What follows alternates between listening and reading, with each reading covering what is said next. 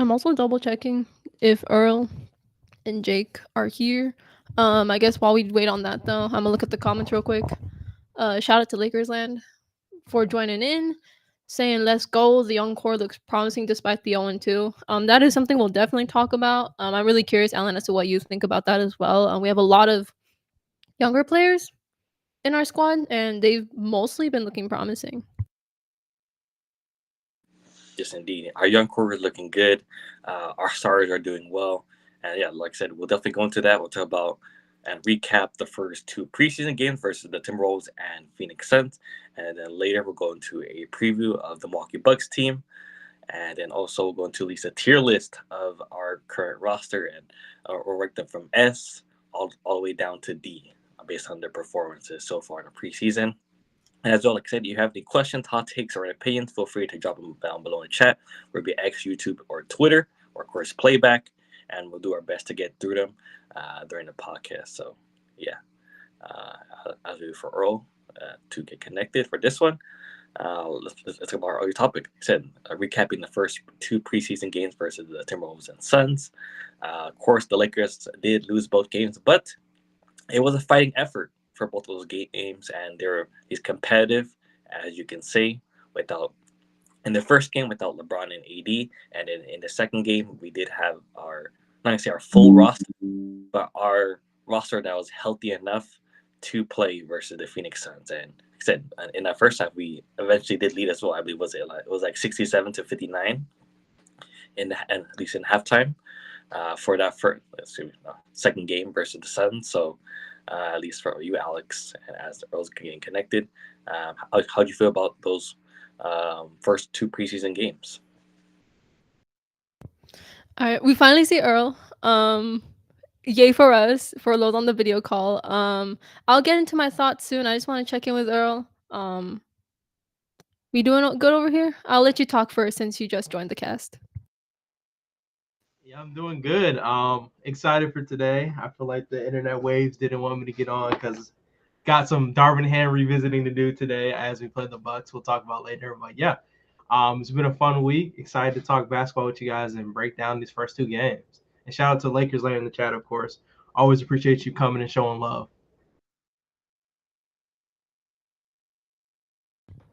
Awesome. But yeah, I mean, what we were talking about earlier, we're kind of talking about the first two preseason games, and it's kind of what I said earlier. We're 0-2. It's not amazing, but it's also kind of the preseason, so I'm not sweating it as much as some people might be. I mean, after all, we're just looking more so at, are we improving as a team? Are we developing like we're supposed to? As preseason is kind of the time for development, improvement, and whatnot. And even with the losing scores and whatnot, and even with the really frustrating end to the Suns game, which we'll talk about later as well, I still think that overall we are playing better basketball. We are developing a pretty decent amount. We have a better structure. We have a better fluidity also in both offense and defense, and we have some promising assets to our team that no scoreline hasn't really reflected yet, and hopefully will start reflecting soon. Yeah, I agree. I think shout out to Lakers Land again in the chat. Like I think the young core has been promising. Like I like what I'm seeing a lot. I don't know about you guys. I'm sure we'll break it down. But overall, the flow of the game just looks a lot more smoother, in my opinion. Like looking at these games, I kind of take the first half with more, you know, I'll say the second half like with a grain of salt. First half, I think we dominated. I think I'll just say like the Suns. We did a really good job of like containing not only on defense but offense. It looked good, man. I've never seen so many pick and rolls in one offensive set in my whole life under Darvin Ham's whole tenure as a Laker. Never. And it just what it does, it brings a lot of confusion for the defense. Like you're putting them in so many different actions, it's hard for them to keep up and see what's actually going on. And then you get guys like opening up for easy shot opportunities, and it just looks beautiful basketball. Even if they miss, man, like the offense just looks great. I know we'll talk about like that first. I don't know if it was actually the first play, but Anthony Davis, they kind of run that pick and roll up top, and then he pops out to the three and hits that open three. Like when have we seen AD get just an open look like that and shoot it on purpose? Only time we seen AD shoot the three last year was late shot clocks, or I guess I'll just throw this up just to see. But that play was intentionally made for Anthony Davis to attempt and hopefully make a 3-point opportunity. And that's because of JJ Redick. So I'm super excited, man. People may be looking at 0-2. I'm looking like mentally I'm feeling 2-0 right now. I think we've done a good job. And our young guys, they look nice. Like Dalton Connect, he's getting the looks that he's going to get in the regular season. I think it's just about making them. Like he's getting really good shots. We've seen towards the end of last game, he kind of started heating up a little bit more, getting a little bit more comfortable out there, and that's what comes with it. I'm sure we'll talk a little bit about Bronny too. I think like I've been seeing a lot of videos about him. I feel like with Bronny, I seen a good video. I forgot who said it. It just doesn't look like he knows where he's supposed to be on the floor yet. And it's like the same thing that we seen with Max Christie. He was just kind of confused. He didn't know where to be, how to be comfortable on the floor. And I think Bronny's having the same issue. So if history repeats itself, I think that with a little bit more on-court time, a little bit more G League time, I think Bronny will get acclimated a lot better into the system. So I'm not too worried about him. What I am worried about and what I've seen is Dalton Connect. He's kind of fitting well in both lineups, like the bench unit, playing a little bit with AD. I kind of want to see him a little bit more with LeBron, see how that looks. But yeah, I think preseason has been a lot of fun so far. But yeah, it's been good. I'm all smiles. I don't really care about the 0-2. We talked about this records or records, whatever.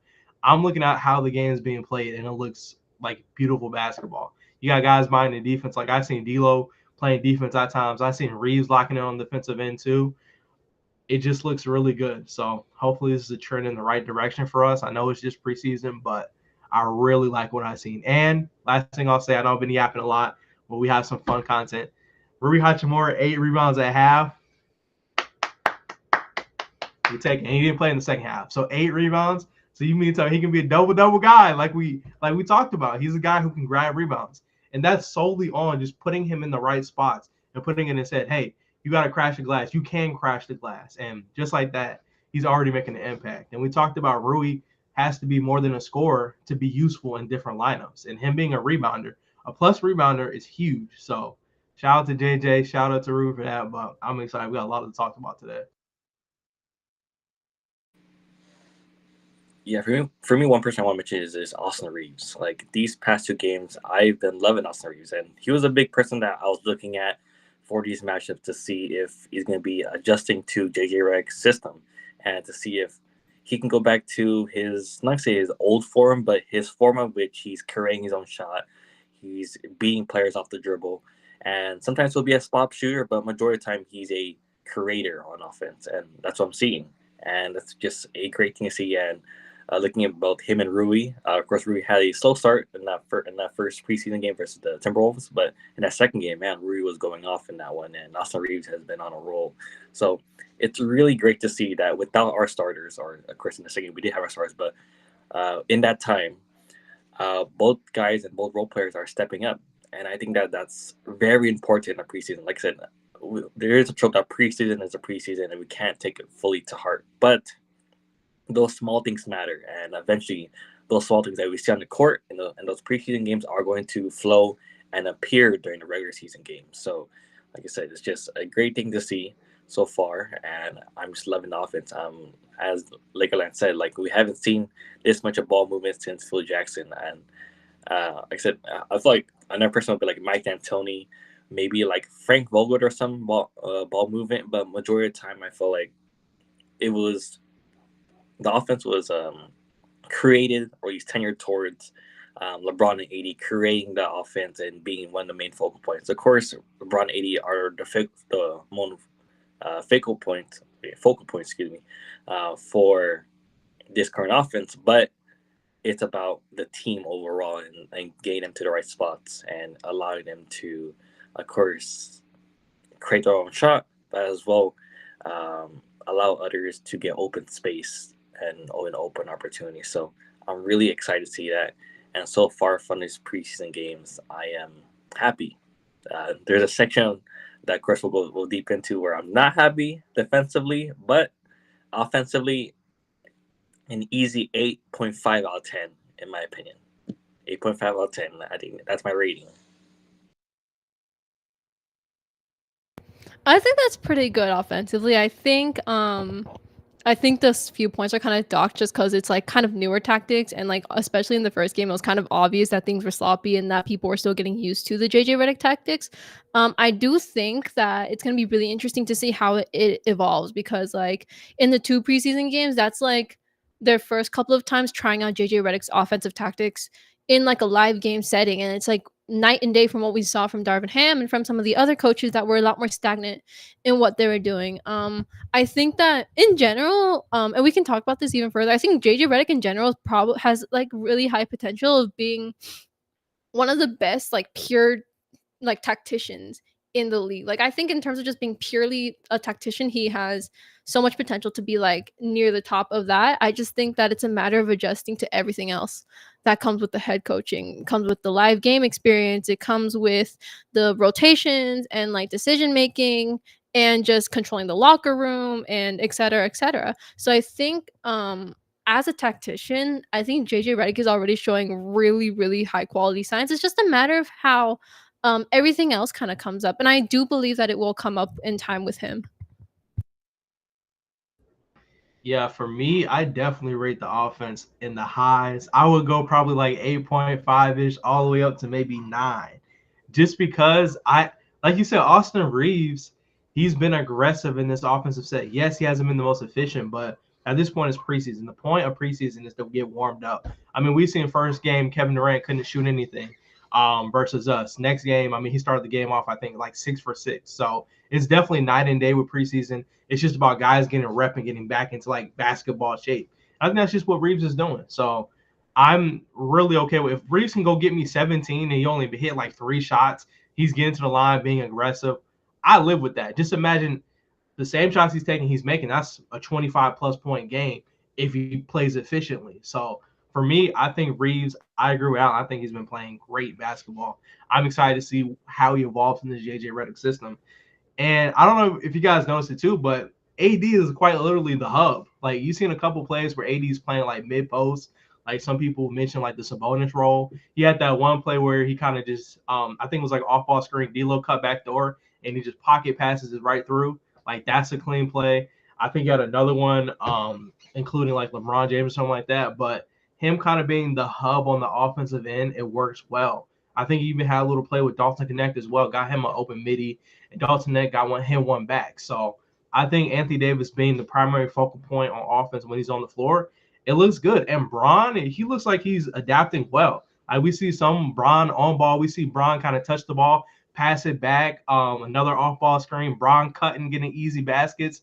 These are the type of things we like to see. LeBron James, who kind of can play different versions of himself in the same game, I think it's just efficient for this team. Like we had a play so open where LeBron was able to choose, hey, I mean, this is an open 3. When have we seen LeBron really get like a whole bunch of open shots like this? Like it's really refreshing to see. Like looks like he doesn't have to work as hard. Like he had 19 points at half playing 16 minutes.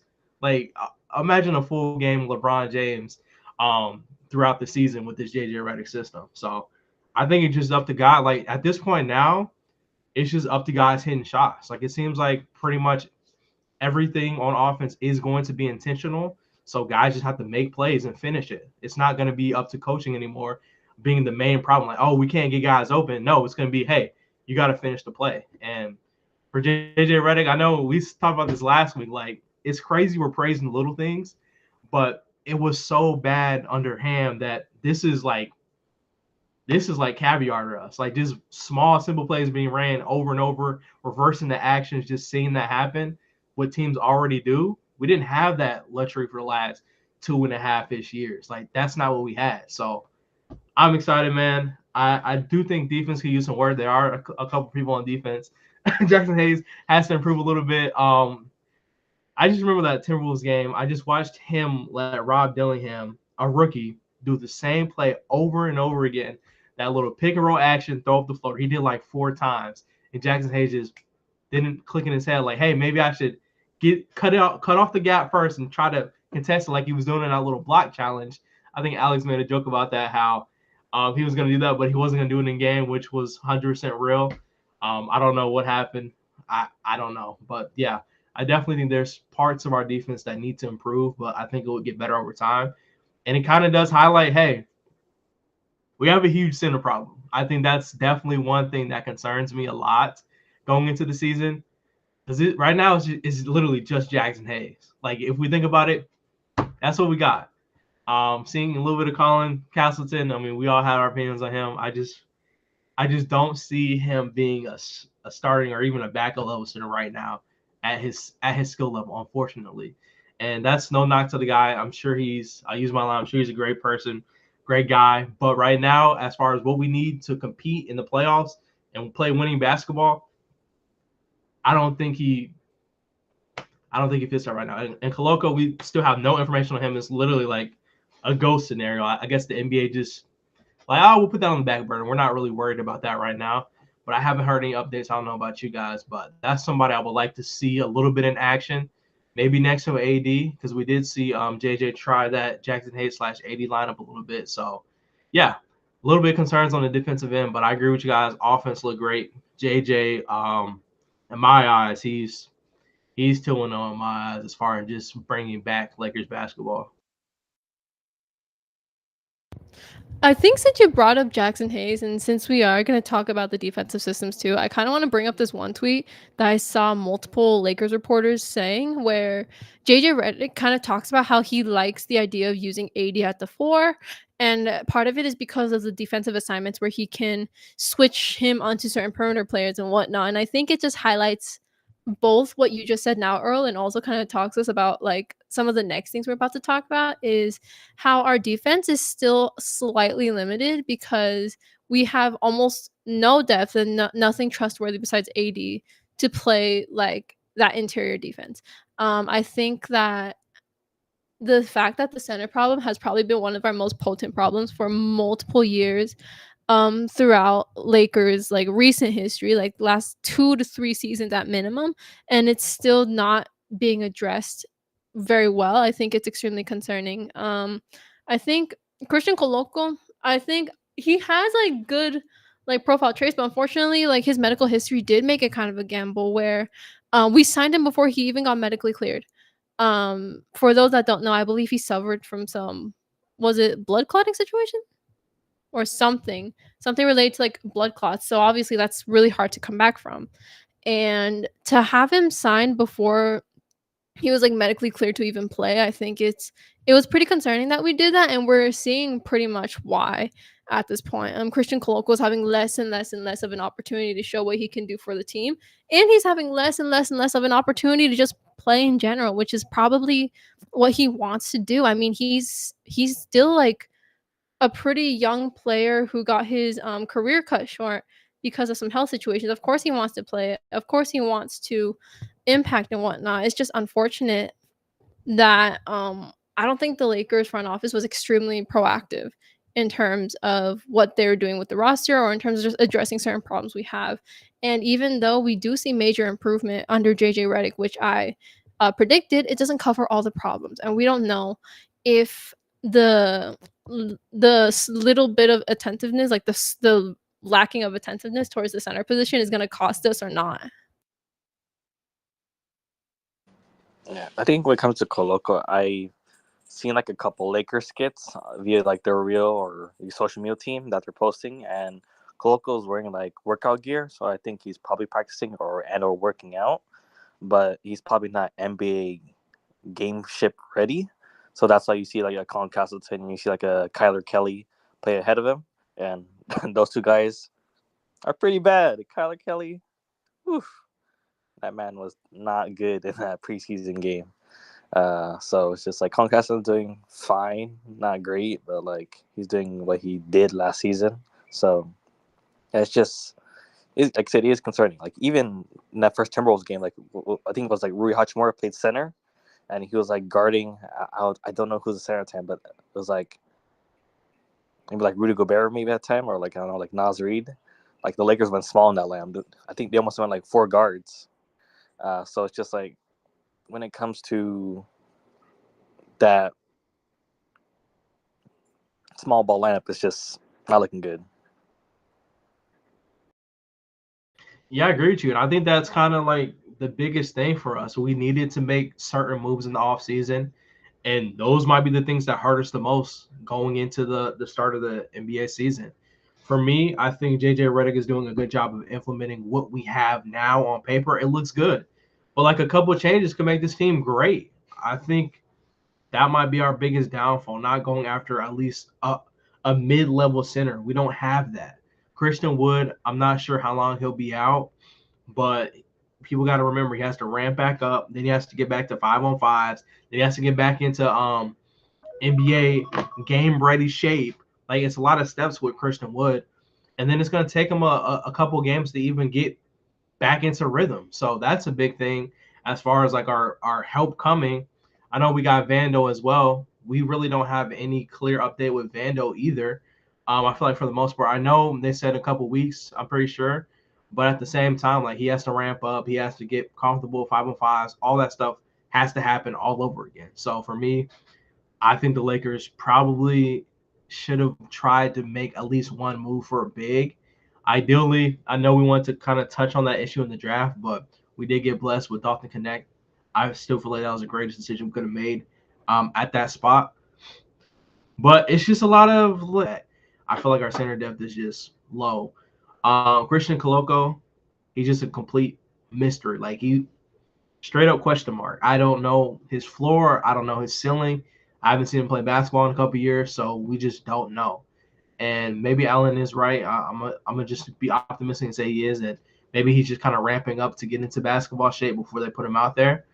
But yeah, it's just weird. I think we definitely have a center problem, and in a league where centers seem a little bit harder to come by. I mean, we just seen the Cat trade a couple weeks ago, or a week ago, I should say.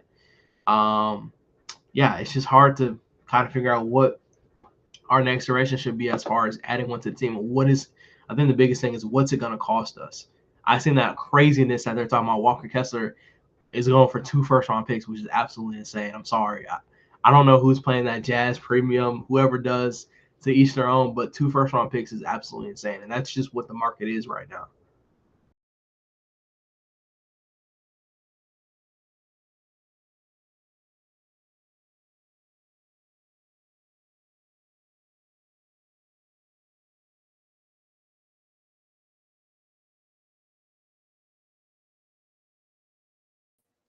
It's always something with me, I swear. It's always something. Um, I mean, I think while we wait on Allen for a bit, I'm also gonna just talk real quick about Kyler Kelly. I feel like he's so funny, and when you call an athlete funny because of what they do on the court, it's never really a good thing. Um, Honest reactions to Kyler Kelly flagrant in the first preseason game, and then just never seeing him again. Um, I feel like that talks about it enough, I fear. But I think if we wanted to be like actually realistic and stuff, he was way too slow on defense. No mobility at all. No like side to side movement, no lateral movements, no pacing, no upwards movement either. He doesn't jump too much either, which is really disappointing cuz yeah. So I just feel like he didn't really do much on the defense. I didn't see him much on the offense because he got flagrant fouled and then taken out the game. Not because of the foul, but because JJ Redick was like, "All right, come back to the bench." So yeah, I'm just a little bit concerned. And then for Colin Castleton, for those that was at the watch party, he did not have a good time. He did not give us a good time at all, and it's just really disappointing because I feel like Colin Castleton we were just kind of banking on like, oh, I hope he develops to be a good enough like center for us someday or something like that. Since the front office isn't really doing anything to look at the NBA level of centers, but he's not there yet. Jackson Hayes is unfortunately not there either.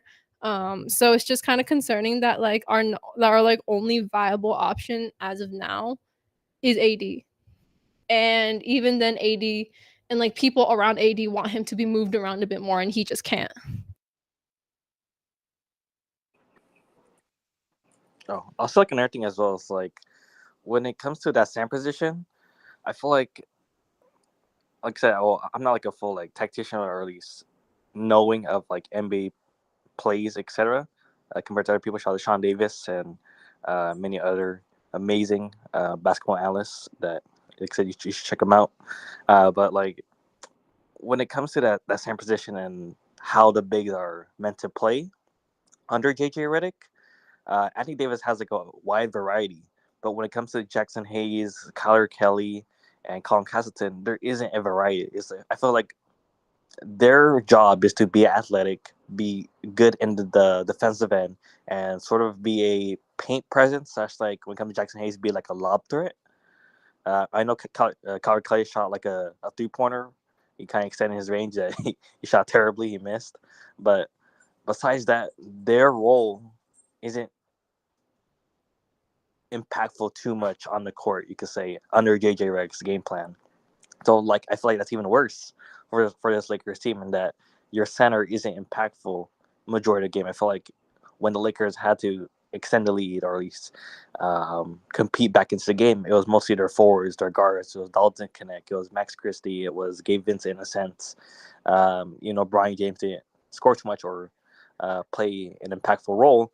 He was still had touches and possessions that the Lakers had to use within their game plan. So it's just like when it comes to that same position after Anthony Davis, it's a drop down. I don't say it's like a major gap, but there is a gap when it comes to the plans. Yeah, I agree with you. It's a huge fall off. And it kind of reminds me of that thing. Like, we had the right players at the wrong time. I feel like if we're going to have a athletic rebounder, I feel like if we were going for the specialist route, Andre Drummond would low-key be kind of perfect. Like, he's a guy who's going to crash the offensive glass, defensive glass.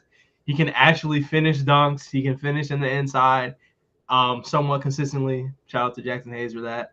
Mr. Finger Roll, I'll call him. He goes like 40-inch vertical in the air just to do a layup and probably miss. It's crazy sometimes. But, yeah, I think that's the one thing. Our bigs don't really specialize in anything. Like, they're not elite at anything. Like you said, Anthony Davis is elite in a lot of different categories. Defensively, offensively, he can score from mid-range, three-point line, in the post, everything. Jackson Hayes just doesn't have that ability to be a threat offensively. And I think that it hurts the offense a lot in the flow of a game. Like, there's only so much you can do with him. Like you said, put him in a pick and roll action, throw a lob to him. I mean, half the time you can't even trust him with a normal pass just to cut to the basket. It's either going to be a fall, a flop, or a foul. Like, it's literally those three things. Maybe a bucket at times. So it's hard to manage with the guys we have. So it's really up to JJ Redick with just how things work. Yeah, Khalil Ware, man, it would have been perfect. I seen he was hitting threes. He was blocking mid-range, post-game. Like, he was the dream pick. He was our dream situation. But obviously, Miami Heat, they had other plans to kind of take. It's basically reminds me what happened I don't know. I think it was JHS year. We were supposed to get I remember we were high on Kobe Buffkin, and he had a pretty good summer league as well game. I don't know if it was like max stats, but you can tell he's a lot more comfortable on the floor. He can play defense too. Like, he was looking good for the Hawks. I was watching that game. But yeah, it just reminds me of another year where, yeah, Jamie Hawkins, like, a lot of I don't even know what to call it. Just bad coincidence on drafting people ahead of us, or us not taking the right guy, supposedly. But kind of transition, but in the same category. How do y'all feel about Jalen Hood-Schifino through 2 games? It's like, for me, he does something like really good. He's like, he shows me like, hey, this dude could be a basketball player, and then he does something awful that just erases everything. Like, he'll hit 2 great mid ranges, like nothing but that, and he'll go and airball like a 2-foot shot under the rim, like, or he'll have a wide open fast break and just fall. Like, it's I don't know. No, I get exactly what you mean about Jalen Hood-Schifino. I will say overall, I think he's shown some improvement from last year to this year. But when you say that he has like some things that he's really good at and some things that he really, really needs to work on, I feel you.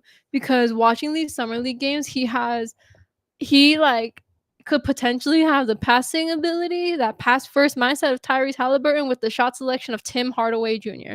It is not a good combination at all. I really think that Jalen Hood-Schifino, he could be a really great passing guard. No doubt. I mean, if he can kind of adapt this pass first mindset, he can get really creative with it. I remember the first preseason game, he had, I believe, 6 assists and 0 turnovers. And especially for someone who is like in his second year, for someone who was not really expected to have as significant of a role like that, I do think that is really impressive actually. And I hope that is something that he continues to really hone in on because it does look really good.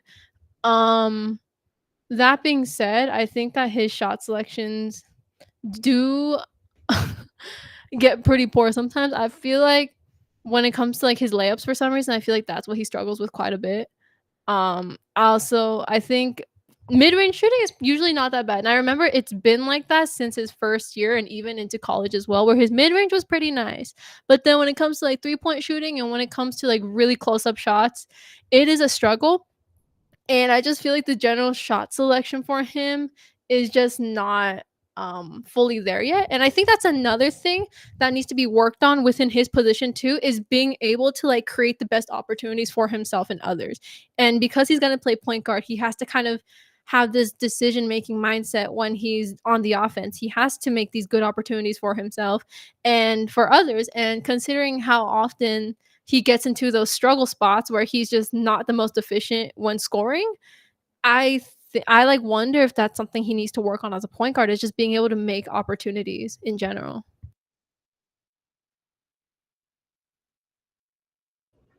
Yeah, and then on top of that too, the three is just crazy. Like I almost forgot about T said that. Like he shot the three and boom, hit a brick on the side of the backboard, like clank. We already knew those rims were a little bit old and dusty, but when you heard that backboard hit the clank, it was absolutely insane. So I don't know. Maybe it's a patience thing. I do agree. Like there's flashes of potential, but it's just hard to manage those flashes with the bad aspects of his game so far. Like the ability to not finish a layup, I think is a little bit concerning, especially for a guy who's not as athletic, not really a dunker. He gets to the paint a lot, but his problem is finishing. Like you do all the work to get there, but you're not finishing plays. And I think that's my biggest problem with Jalen Hood-Schifino. I think he still has to become slightly better decision maker. He does pretty good in those pick and roll actions, dishing the ball out, like you said, 6 assists his first game. It looked good. But can I envision him being the starting point guard of the future Los Angeles Lakers? Right now, I just can't. And I see flashes. Maybe he'll change my mind. We still have obviously a long season ahead of us. You never know what can happen. But he's got to lock in, man. You can't just clank threes like that. If you're gonna miss, let it hit off the rim or something. Like, at least hit the rim. Like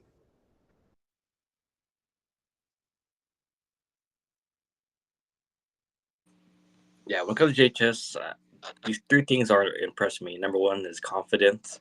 I feel like he's more confident than what we've seen in previous iterations of JHS going back to last season, and especially him during the preseason and slash summer league when he was available during that time. And number two was the mid range shot. I don't know if it was like his first shot or second shot, but one of his shots he shot over Rudy Gobert, and he made that basket. So it's just like it's great to see that his mid-range shot is being used a lot. Like me and Earl talked about, and also Alex, that the mid-range has to be key for him if he's going to be attacking the rim as well, being a shorter guard. We know that when it comes to the three-point shot, it could be iffy, but I think he could make it at a decent percentage as value when you look at it. And another thing is his playmaking. Like there was like two possessions where he looked absolutely fantastic. It was that play where it was him and Bronny were in action. I think he got the ball near the free throw line. He passed the ball to Bronny, and then Bronny passed the ball to Kyler Kelly for a dunk.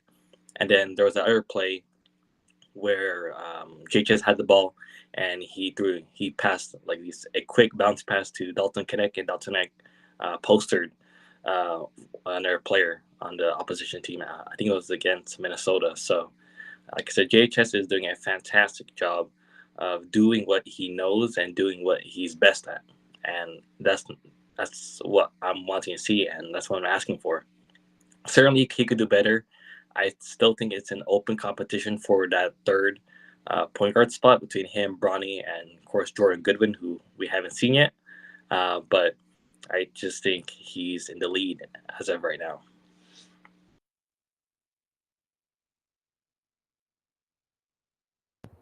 Yeah, I think what's interesting as we start thinking about who's going to be in our rotation is just thinking about how every single player has stuff they're good at, stuff they're not. And obviously, it's not always going to be they're not going to be like the perfect player and that's fine, but I feel like there's going to be a question as to like will certain shortcomings of theirs cost them the spot? Are their shortcomings more severe than like another person's? Cuz I think we can look at Dalton Connect as another example of this where I think he has a huge argument for being ready for the rotation, but despite being a rookie, we saw his scoring game. He's very well rounded on the offense. He has a poise that not many rookies hold. And I do think that his 4 years in the NCAA helped a lot with that. And offensively, he is 100% ready. I think defensively, though, like people have questions as to whether he can keep up or not. I don't think he's certainly like the worst defender, but like he had a really hard time keeping up here and there. And like he's going up against someone like Cam Reddish, who has a pretty strong defensive game, and like even though Cam Reddish gambles a bit, like he is a hustle guy. He knows how to get his steals. He is pretty quick on his feet on his defense and can keep up with anyone. But Cam Reddish's offensive game is like a lot less consistent. So it's about weighing in like the pros and cons and just like what is going to be more detrimental to the team and what's not going to be. So I feel like it's going to be really interesting. And we were talking about this in connection to JHS as well, where it's just like he's so good at like moving the ball and like creating passes in here and there, but shot selection is kind of poor. And will that cost him his spot as the third point guard? And I think as we get closer and closer to the season, it'll be interesting to see what is prioritized by the coaching staff and what's not.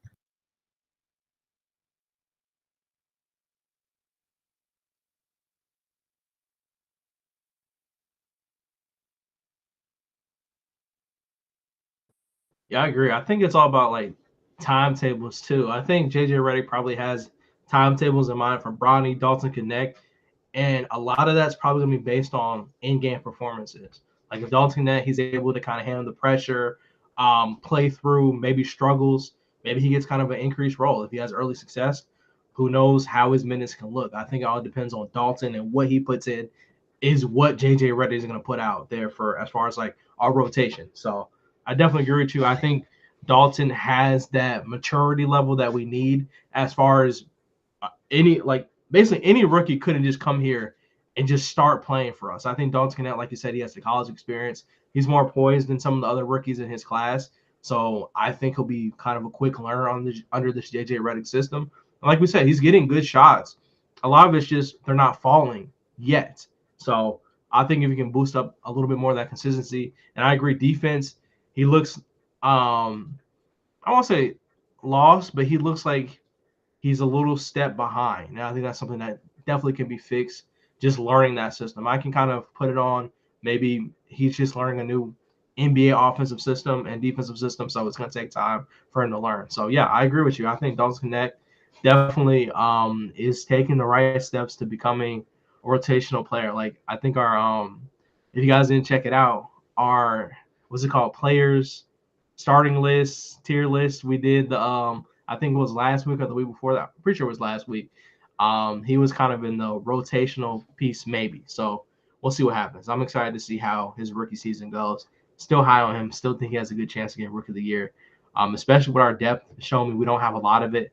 So he's definitely going to have his chance, his moments to kind of showcase what he can do for this team. So I'm excited to see his development. But JHS, I like the positive things. It gave me a little bit more of a better perspective. Hushifino on Twitter. Don't get mad at me. It's just constructive criticism on your boy.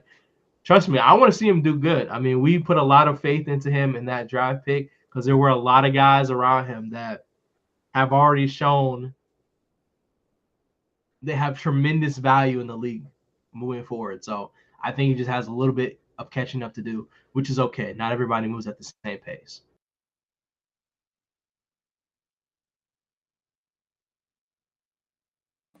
Yeah, as mentioned, if you have any hot takes, questions, hopefully drop them below in the playback or drop them in the Twitter or / YouTube, and we'll get through them during this podcast. Like I said, any questions, and we'll fully answer them. We'll get to them. That's one of our main priorities always in this podcast. But yeah, He's as mentioned for you earlier. So we talked about D'Angelo Russell.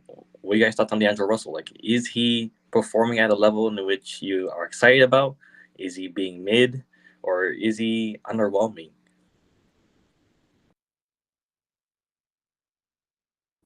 I think D'Lo is D'Lo, if that makes sense. Honestly, I kind of like it. I think he's playing better overall than he was to start off last year. Like, and this is preseason, maybe not number wise, but where he is on the floor. I know you guys seen kind of him play a little bit better on some of those pick and roll actions. He's fighting over those screens a lot better. That's something we complained about year in, year out. D'Lo not fighting over screens, letting his man kind of just die, and praying that somebody just helps and it messes up the flow of the defense. Also, it looks like JJ Redick's using him a lot better. We talked about that one play where AD kind of D'Lo got a backdoor. He got a screen on a backdoor. He got an easy layup opportunity. When D'Lo got to the Lakers, he was one of the better finishers at the rim at the point guard position. So I think that's part of his game. He has to contribute to a lot. It kind of takes the pressure. It takes the pressure away from him having to make a lot of threes. We know he can, but it adds another scoring level to his bag. So if he can kind of get a little bit more warm off of layups, assists, and stuff like that, I feel like it boosts up his 3-point confidence. And once again, D'Lo, I don't know what it is. I feel like he adds something new to his 3-point game every season. He has like this newer type shot. It's kind of in between off the dribble and knots. I don't know how to describe it, but I mean, he was hitting some of those last game. Honestly, at times during those preseason games, I didn't know when he was going to shoot it, but he had a little heat check moment last game, which was cool. I think he made like 2 or 3 in like a set of like 5 shots taken. So that was cool to watch. But yeah, he just looks more comfortable. I think he has kind of a green light. And I think it comes with like your coach believing in him. He talked a lot about JJ Redick believing in what he can bring to this team. And I think when your coach and players have a great relationship, they play better on the court. Like nobody wants the pressure of doing bad and risking getting benched for what was it, like 10 something games. Like if you do bad one game, then we're sending you to the bench. Same Washrooms, you do bad, you did bad, we're changing the lineup. Y'all going to the bench. Like when you have that type of pressure, like it works for some guys, but honestly, consistently, for the sake like of the health of the team, you have to define roles early, which they have done. D'Lo is the starting guard, and I think he's just a lot more comfortable out there. He's playing a lot more free. So we'll see what happens. Obviously, D'Lo is D'Lo. We know what he can do in the regular season. It's really just about playoffs. So if JJ Redick, if D'Lo makes it that long, I know it's a long season. If JJ Redick can unlock D'Lo in the playoffs and help him not hit those cold spells, then we could have a problem. Like we said this before, like this is the same team that people believe we can win a championship with. And I think the biggest problem with this team is inconsistency from our role players in the playoffs. So JJ Redick can help these guys stay in rhythm. D'Lo, Rui, Reeves. It took Reeves the last what? Last I think he didn't play good the first 2 games of that series. Last year we played amazing. So if you can get those guys to buy in early, we had games where D'Lo had 0 points. You add 10 points to that from D'Lo, efficient defense, we win that series. So it's little things like that that get me a little bit more excited about what I've seen from JJ Redick so far because he's kept all these guys in the game. Like all these guys have had different plays ran for them. If it doesn't work, your default is throw it back to LeBron James and he'll make a play happen. Like that's how it should be. Like these guys have to get into rhythm too. So I'm a little bit more optimistic about D'Lo this season than probably most people, just because I'm just buying into the hope that we kind of keep the team around, see what happens. I'm not gonna be wishing for a trade to happen and invisible stuff that we don't have right now. I'm gonna buy into what we have, and if we do make a trade, then we'll evaluate this conversation again and see what the new player can bring. But right now, I'm buying into D'Lo. I think he's gonna have a great year. Hopefully, he can just stay consistent. That's the biggest thing. If you're not hitting threes, you got to be contributing in some type of way. I think I want to make it clear to everyone that D'Lo is not a bad basketball player. He is not a bad basketball player. He is a good basketball player, and that is something that like most of us do know. The problem with him was never about like his offensive skill or anything. It's about consistency in defense and just general consistency in general. I think it's just a matter of like It's interesting because when Earl said D'Lo is D'Lo, I felt that to the soul because obviously I can be very excited about what I see in the preseason. I do see bits of improvement here and there every season, which is really nice. Like he's playing around more with the screens whenever he's trying to defend as well, kind of like what Earl pointed out. I feel like he puts in a little more effort, a little bit more hustle, even though he's not the strongest defensive player out there. And he's still putting up pretty decent numbers. He's been pretty efficient offensively in the preseason games. Not, but it's the question of will we see that in the playoffs? Will we see that consistently? And will he continue to like put his heart into every single game, because he has a problem of turning into like a shell of himself whenever things don't go his way. Like I remember he scored 0 points in one of the Denver games, and in another one of those Denver games he shot like 1 for 9 from 3. And obviously that scoring is part of the reason why his game was seemed so bad, but the other part is because he kind of gave up on the defense. He wasn't doing too much in terms of like facilitating either, despite being starting point guard. So the problem with D'Lo was never that he was a bad shooter or a bad basketball player. It was more so just the fact that he needs to like is more so the fact that he needs to like be willing to play out the entire game. So as long as we see that, then I'll be happy. And like right now I'm excited that he's getting better, and like obviously as a fan of the team, I will always root for him. I want him to succeed.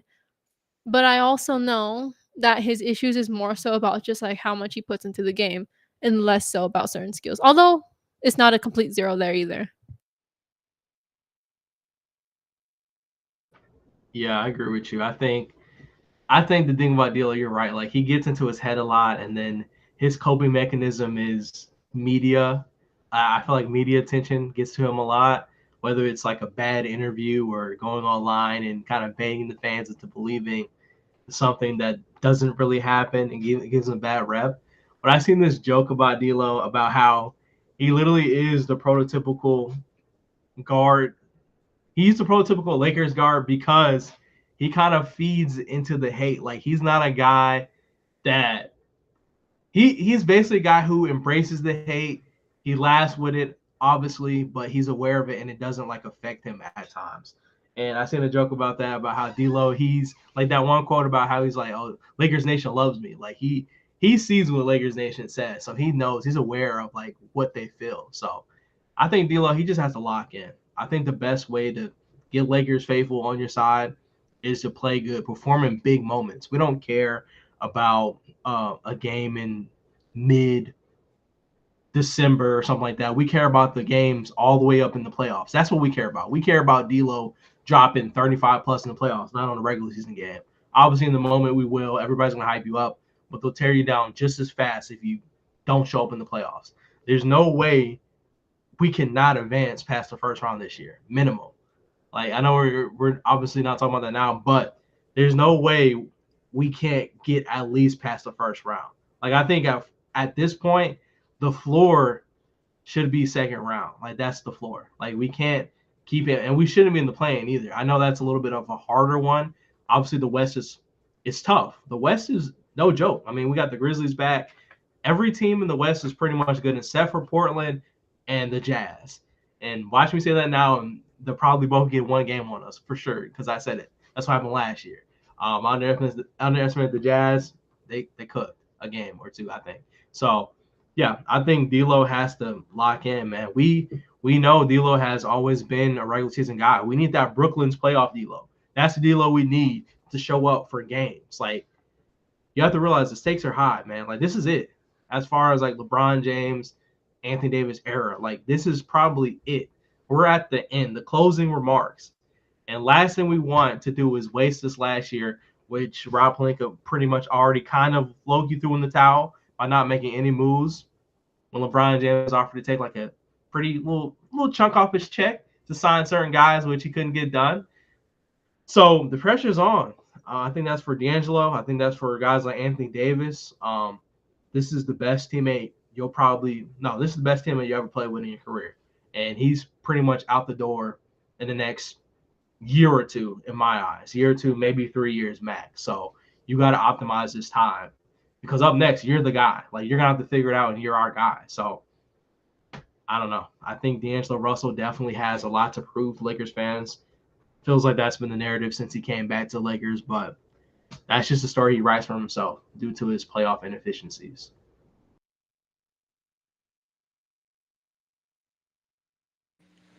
Yeah, for me, when it comes to D'Lo, he's shooting well. When it comes to field goals, shooting, he shot 6 or 11 in the first game. In the second game, he shot 6 or 12. However, when it comes to his 2 point percentage, he shot 2 for 5, and now he shot 2 for 6. So it's not looking great. It's not detrimental towards the team in these games. However, I do want to see him before him. Like I said, my goal for him is shoot like a level of like 3 for 5, like maybe like 2 for 4, maybe in a game. Like say he shoots eight 3 pointers. I want to see like 4 for 8. I want to see 5 for 8. Like I want to see a good and effective percentage from the edge of Russell comes to the 3 point line. Hopefully, we do see that under JJ Redick. As of right now, we're gonna say the names, the big ones like Bronny James, LeBron, and AD for our tier list. I think our last person who could go off right now is Max Christie. What's everybody's thoughts on Max Christie? For me, he's developing super well. I know we had 6 man of the year agendas, but so far right now, that just shows how excited we are for Max Christie. He's doing excellent, looking comfortable. Easy could be a starter, in my opinion, but like I said, him off the bench would be perfect for the Lakers as of right now.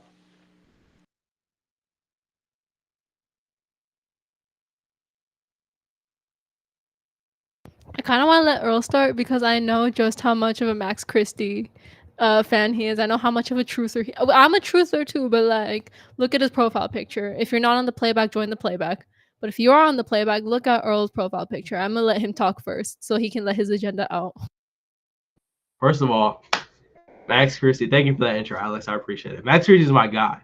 In fantasy, I traded for Max Christie. It only cost me a third because people are sleeping on him. I'll take it. So I got him on my fantasy team this year. We're going to definitely win the championship for sure. But yeah, Max Christie, he's a guy I truly believe in. He's a two-way player. He's looking great. Like I think that's the best way I can put it. Maybe the numbers don't show it all, but I've seen what I have to see to know that he's a great rotational player. One, he looks more comfortable in offense. My only problem is he's really not getting the ball enough for me in some of those lineups where he should be the main focus. I think he has to focus on being a lot more aggressive in those lineups because that's what it's going to be. When the regular season starts and he's coming off the bench, first man off the bench, you got to bring production. That's on both ends. So you have to take your shots. You have to get to the basket. Like he shows me flashes like, hey, okay, if you do that like 5 to 6 times in a game, you can get into double figures every single game. His ability to take the ball off the dribble, get to the paint, and finish in contact, underrated. He's a great rebounder for his size, in my opinion. I think, let me not get crazy hot takes. I was going to say, no, I'm not going to say that. I'll leave that at one in the tank. We'll ball. I'm not going to throw anybody on the team under the bus. Maybe I'll say later. But, yeah, he's a great rebounder for his size. I think his three-point shot, I don't know if he changed his shot, but it looks a lot more comfortable. Looks a lot better. He's taking like step backs, everything like that. And I like his confidence. He had one game, I think it was last game. The ball was not going in. But you know what? He didn't shell himself up like he usually does. He just got shooting that thing. I could care less. Like I said, preseason, same thing I said about Bronny, which Last game, he shot what?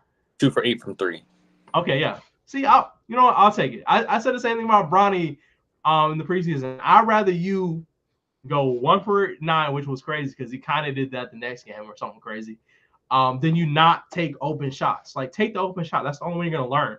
And the biggest thing I seen from that game was he was taking a shot from the same spot. Okay, he missed. Then he made one, missed again, made another one. Like that's just what basketball is. You're not gonna hit every shot, but you can't shy away from open opportunities. I think when Max Christie learns that, he's progressing well in that area. He's going to be an efficient player. So I'm all for it. I think Max Christie definitely has 6 man of the year potential. He just has to stay aggressive. I think we'll talk about hot takes later, but I do think he's going to have one of those games I've been predicting tonight. First game, he showed it. He did. He showed it in the first half, but then he kind of slowed down. You can't slow down that engine. You got to stay aggressive. That's the one thing. I'll just keep saying it. Max Christie, stay aggressive through quarters 1 through 4. You cannot take your foot off the gas. We need guys like that. He can, for me, if he can take that jump, kind of like similar to Austin Reeves, this team kind of goes into a different tier, in my opinion. If you can have that production from the bench while still have a reason to starting lineup, D'Lo, all those guys, that's an upgrade. Like, we don't have anybody on the bench, in my opinion, who just solidifies me as like a great scoring option. Like Gabe Vincent, he showed flashes, but do I expect him to be consistent the whole year? Probably not, respectfully. Cam Reddish, I have my still hopes. They're kind of right here. They used to be here, but it's still there. It's a little bit smaller. About Cam Reddish, who else do we have over there? Christian Wood, when he comes back, I think he can definitely be a good option. But other than that, I'm not really. Well, besides Dalton Connect, I think he has a promising future for us, obviously. But besides that, you're the vet off the bench who can bring us production. So Max Christie, I'm super excited to see what he does this season. But so far, he's looked great. Like, athletic. Oh yeah, and last thing I'll say, the full court press defense. He's there, locked in from start to end. He's going to full court press you from the beginning of the play, walk you all the way down to the court, and I love that. Extended pressure, it forces guys to make a lot of mistakes. It makes guys uncomfortable. So he can potentially get like 1 or 2 steals or something like that off of that in a series of a game. That's huge. So I'm all for it, man. Use that youth. We don't have a lot of that on our team. Well, we didn't before, but we're getting better at it. And he's one of the more valuable players that we have who are still on the younger side. He's only 21 years old, and that's crazy to think about. Like, he has not got anywhere near his peak. He can still grow into that frame too. Remember, like, scrawny Max Christie, when we first seen him, we're like, man, like, what's he gonna do out there on the court? He slowly gained muscle. Like, this is what, year 3 or something like that, if I'm not mistaken. Imagine him in like year 7 if he's still here on the Lakers playing good basketball, still growing to that frame. He can be one of those guys, but it's up to him to take that step. I think I want to show something real quick on my phone. This is Max Christie's box scores during the Denver playoff series. See that? See that? And it's not because Max Christie put up Tony Snell numbers. It's because he did not play. He got DNP'd the entire Denver series last season on top of a bunch of other games throughout the season under Darvin Ham. And now that we're finally seeing Max Christie get the role that he deserves, we are seeing some of the best basketball from him that we've seen in a while. And it's really exciting because this is not his peak. He's only 21 years old. He's in his 3rd year. And this is really the time for him to take that jump. And I genuinely believe it's going to happen. First preseason game where Bron and AD were not there, he started. Second game where Bron and AD were still there, he was the first or second off the bench. Like, JJ Redick genuinely believes that, unlike Darvin Ham's beliefs, JJ Redick's beliefs consist of Max Christie getting significant minutes, having a significant role both ways, and we see that he is capable of it. I think Max Christie has become more and more confident in his offense, because it is true that, like, even though in the last year's summer league he looked really confident and out there, once he got into the NBA season, he kind of cowered, partially because he wasn't given much confidence from the coach. And I can tell that really affected the way he played last season. He would cower from a lot of open shots. He wasn't like as involved overall in like trying to get the ball. And it could be both a player and a tactics thing. But things are completely different right now. I feel like there are even some points where he became like a vessel for the offense. Not just, oh, I'm involved here and there. He's become like a legitimate vessel for the offense, especially in the game when Bron and AD were not there. So I think it's really impressive to see that on top of his defense. There was a lot of really great defensive moments. I also think that like he puts a lot of good pressure on the ball. I feel like we have a lot of people on the team that have potential of being strong on the ball defenders. Max Christie is definitely one of them. I think Gabe Vincent has potential. Bronny, although he is not NBA ready in general, in my opinion, he has the potential in terms of being like that on the ball defender. And that is so, and it was really nice to see that throughout the preseason. I think that Max Christie is starting to get ready to step up. I think the fact that he was that a lot of people kind of projected that type of role onto him last year, and he didn't get that role, and now this year is his year. I really hope and believe that it means that he is extra ready to really take on the possibility of being the 6th man of the team and possibly one of the first to start if someone is out.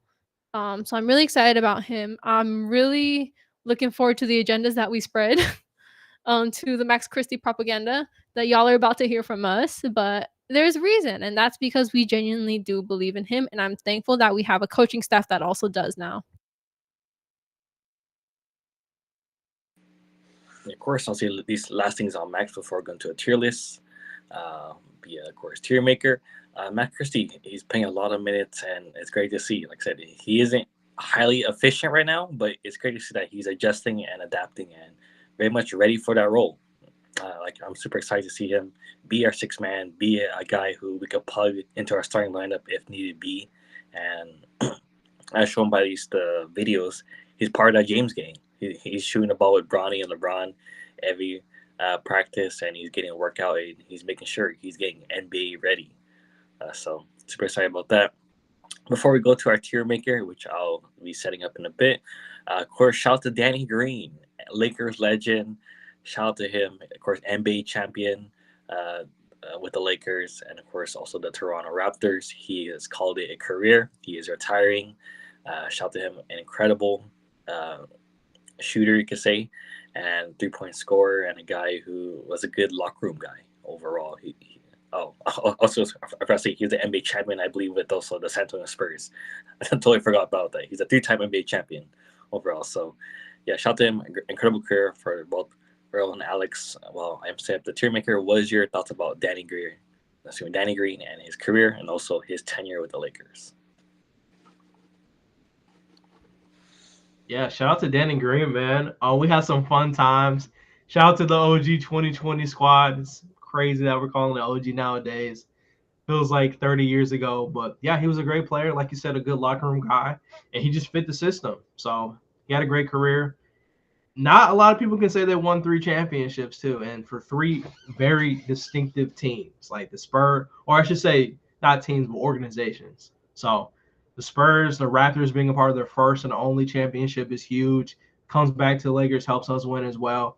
Wins in San Antonio Spurs, one of the better historic teams in the NBA as well. Not a lot of people can say they can play for those 3 teams and accomplish what he did. So shout out to Danny Green.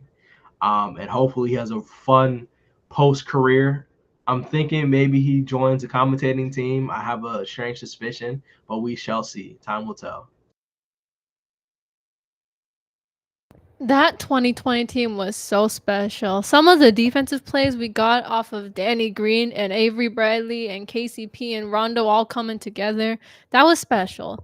We were talking about we were talking a lot about defense, and we are talking all about two-way players earlier throughout this podcast, and I think talking about Danny Green is a wonderful way to round that off a bit. He was special. He wasn't like the biggest star of the squad. Obviously, when you have AD and Bron, it's hard to be the biggest star of the squad, but there is no doubt that he went in there and did what he had to do, and it impacted us every single time. I feel like he had a lot of special moments with this team, and I feel like personally for me that like people's opinions on Danny Green is kind of like a litmus test on whether I think that like they know ball or not. And I feel like those that do know ball can at least put some respect on Danny Green's game, because he was really just, I have a personal thing for like players who can kind of do a bit of everything, players that are like definitely like two-way guys, and I feel like Danny Green fits that to a T. I also talked a little bit throughout not this episode but other episodes where the Lakers have a lot of players right now that are trying to become 3 and D, but we don't have a true 3 and D person quite yet. Although I think Max Christie and Gabe Vincent are the closest right now. But I think with Danny Green, he was through and through that 3 and D guy that got us as far as that 2020 team went, and I'm really proud of his career. I'm really grateful for what he did for the Lakers, and I just wish him all the best.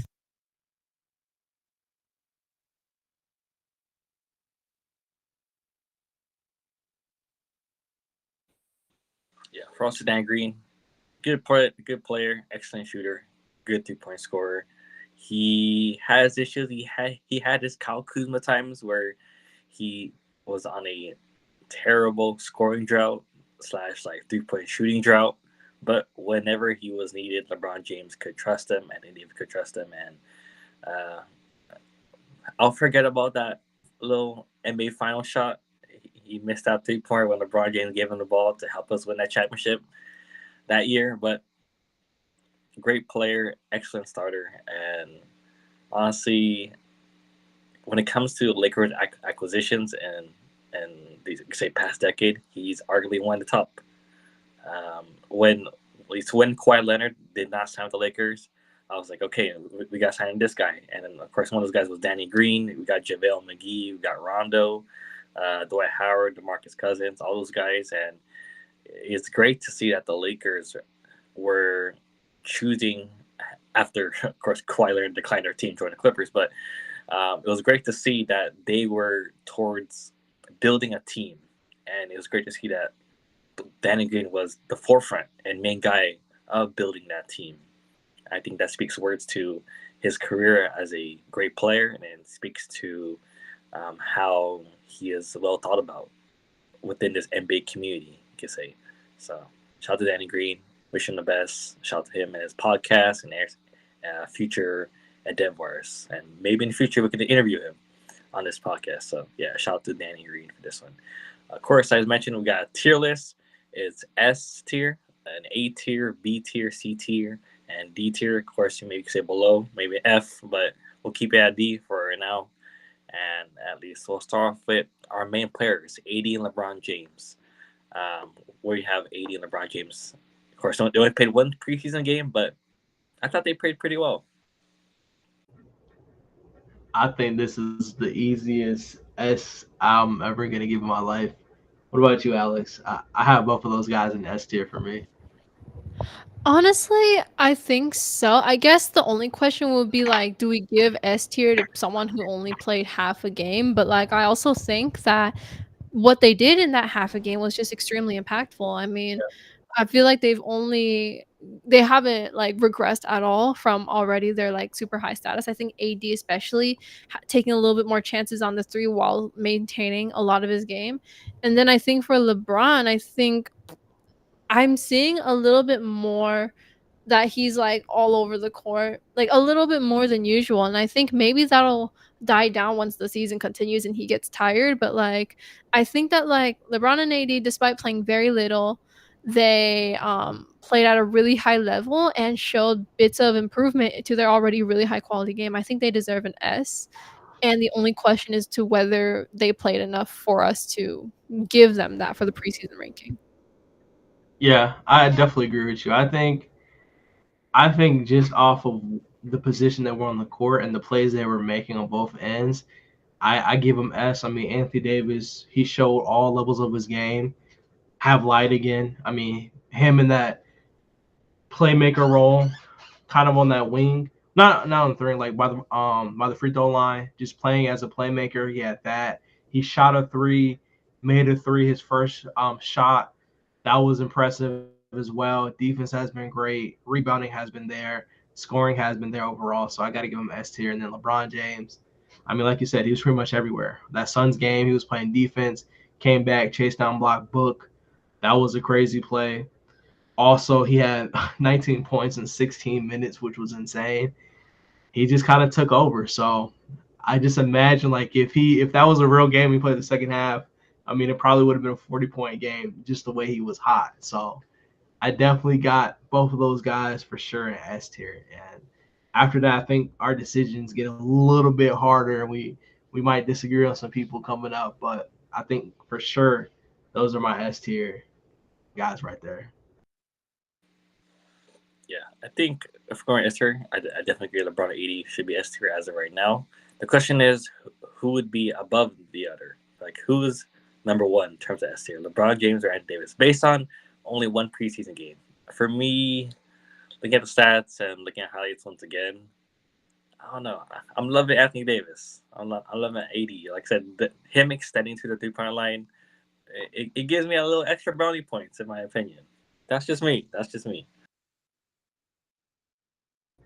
I'm good with putting AD at number one. I'm good with that, especially I feel like because he just continuously shows like the Lakers need me real bad. The Lakers need me real bad. I feel like every time AD plays, it's just like, wow, the Lakers need him real bad. And even in preseason games, he continues to show that. Not like I don't say that about LeBron. I mean, LeBron is so impactful. I Yeah. think it's just like what I saw in what JJ Redick said about the defense before is that like he wants to experiment with 80 at the four, but it's like limited to that as well. So I just feel like that I'm happy with 80 being at number one. Yeah, I feel like I agree with both parts, but I'll say this. I think LeBron's ability to adapt in any system has really impressed me so far. With what JJ Redick has in store for him, he just tried him in so many different areas. He tried him as a cutter, primary on ball, setting off ball screens for other guys, and then going back in, getting the ball, running pick and roll actions. Like he was everywhere, and then defensively playing with other energy as well. He was locked in, and I mean, 19 points in 16 minutes is kind of crazy, but it is LeBron James. But at the same time, I think LeBron is LeBron. I think the biggest thing we need to win is base level of that LeBron James production, but we need Anthony Davis to be the hub, which I liked how he was the hub to start these first two games. Like pretty much every play starts and goes through AD in some sort of way. So I definitely will go with my fellow co-host here. I'll be inclined to put AD1. It is I think that's fair. Maybe I go Braun in a different world. I don't know, but it's definitely close. So we can go AD first. I'm cool with that. I have no arguments there. Yeah, and as well, of course, if you have a difference of opinion, I know that we're on a slight delay on both on YouTube and also on Twitter. If you fully disagree with us or want to agree with us, join our playback. We're live there. We're not on a delay on those other sites via our social media, but on playback, you'll be live and you can get your opinion. And we'll strongly take your opinion into our consideration when it comes to the tier ranking of these Laker players. So, yeah, join our playback. But yeah, I think like I said, we agree that Anthony Davis is number one in terms of S tier, and LeBron James number two in S tier. Whoever wants to pick a name, feel free to. Wherever their co-hosts, like I said, Earl or Alex, choose another name for our tier lists. Actually, oh, I was gonna rank Max Christie, but because I think that Earl and I might have the same ranking and you are the true propagandist, I'm gonna let you take the reins on this one. Oh man, you putting the pressure on me, Max Christie. Okay, look, I'm a guy looking at the intangibles too. Like obviously stats are stats, but looking at where he is now from where he was a couple years ago, I might be inclined to take a little leap and put Max Christie in. This is based off of preseason, right? Okay, I'm putting him in the A tier. I feel like he's been everywhere. I feel like at times he's been a better rebounder than Jackson Hayes. No offense. He's really good at positioning himself to get rebounds, if that makes sense. I feel like Jackson Hayes, he sometimes he does, sometimes he doesn't. But he's been playing really good defense, full court press. That's got it for me. He's taking his threes. He had two contact dunks between his first two games of preseason. That was impressive to see as well. So he's playing great. I think he is one of the better guys going into the season on this roster. So I would have to put him A tier for me so far. I guess. What do you think would like put him in the S? Like since it is mostly preseason form. Like, do you think there's anything in his game that like is stopping him from being at an S right now, or is it just the fact that Braun and AD are up there? I think it's offensive consistency. I think that's the biggest thing. Ron and AD have shown me games of scoring like double figures or even close to it. Max Christie, he kind of did. I think he did the first game, but he kind of slowed down. A game where he maybe had like 10 something, easily could have had like 25 plus if he locked in and played the same way he did in the first half. So I think that's probably the main focus for me. He has to become a better scoring option. He has to be more aggressive. Ron and AD know how to flip on that switch. I personally haven't seen that from Max Christie yet. So that's probably the one thing stopping me from putting him in S tier. I reserve that for guys who kind of not only have their own game, but they're thriving well already in the JJ Redick system. I feel like Max Christie, he's getting his shots. He just hasn't consistently knocked him down just yet. Like, think about last game. he was like the same thing I praised him for taking those shots and continuing to take them. All those shots he took were open. He missed them, if we're being realistic. So when those opportunities present themselves, you have to capitalize. So that's probably the biggest reason I keep him on A rather than S. Yeah, for me, the differential is like, as Earl said, he hasn't flipped that switch yet. Like, we haven't seen that summer league Max Christie. I know summer league is different than, of course, preseason. There's better players, and of course, he goes against better competition. But still, like, seeing that summer league season, we know Max Christie can flip that switch, and we haven't seen that yet. So, like I said, I kind of agree with Ace. I'm sort of like A minus, sometimes B plus. Like I said, efficiency when it comes to that, he hasn't been efficient. Looking at his stats and looking at, of course, like I said, he is getting open shots, he is getting opportunities, but like I said, efficiency, my opinion plays a factor how I'm looking at it. It's like say A minus in there my section, but I don't know about you guys. Yeah, I think I'm happy with A too. It is just I mean S is just a matter of just like really, really flipping the switch and just really being able to take control at the right time.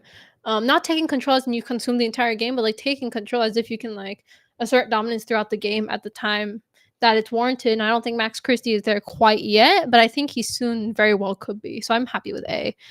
For the next name, I'm gonna pick a lower name. I'm gonna pick Colin Castleton. Straight up I D. think you know how I feel right now. You're going D. I'm not gonna say C for Colin.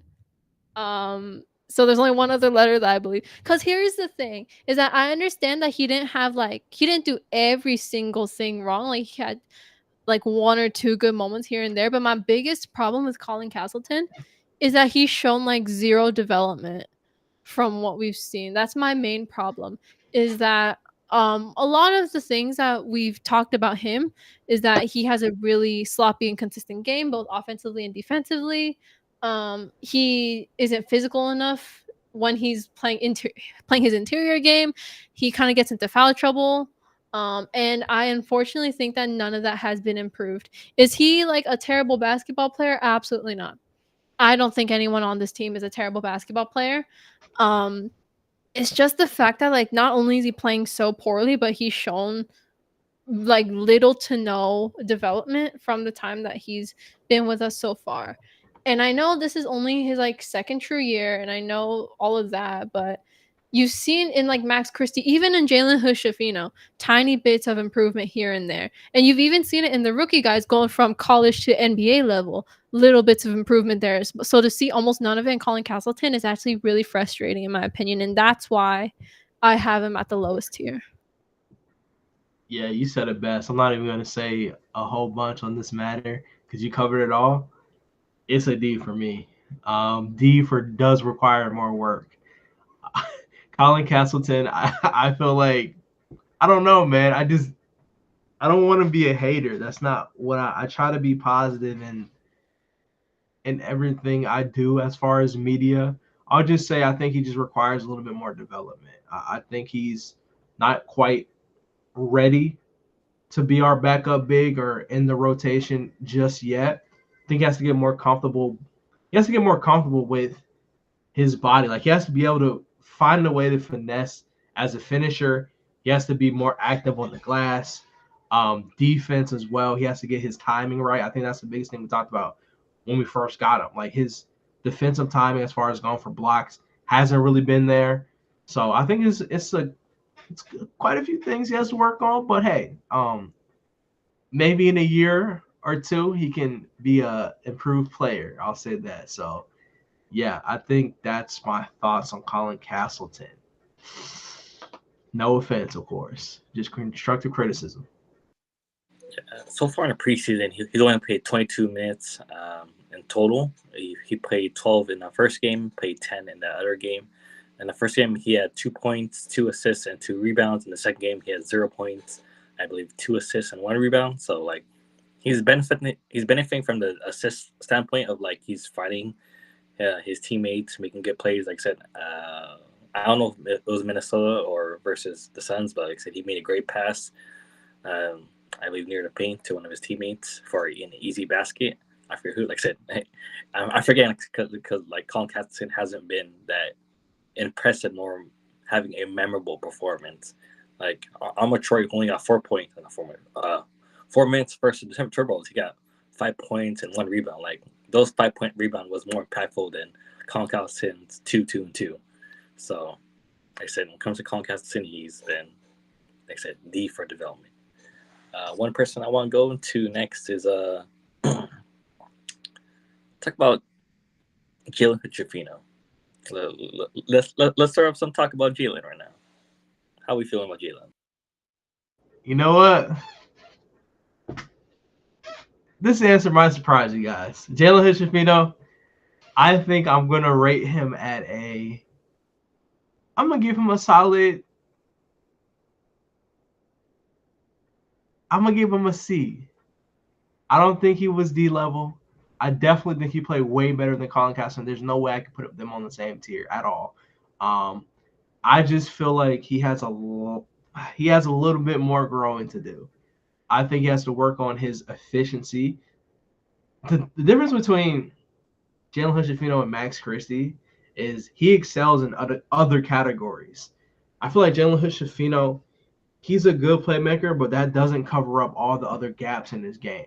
Like, you can't put him out there and expect him to be an efficient offensive scorer right now.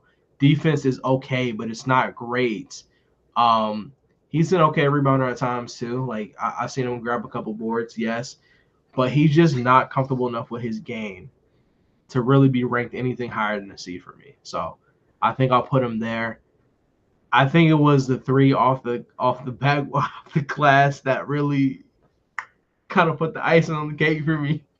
I can't rate anybody higher than a C, which is clank, and then the airballing right on the goal for me. That's another, and the ability to not finish any type of layup. I don't know what it is.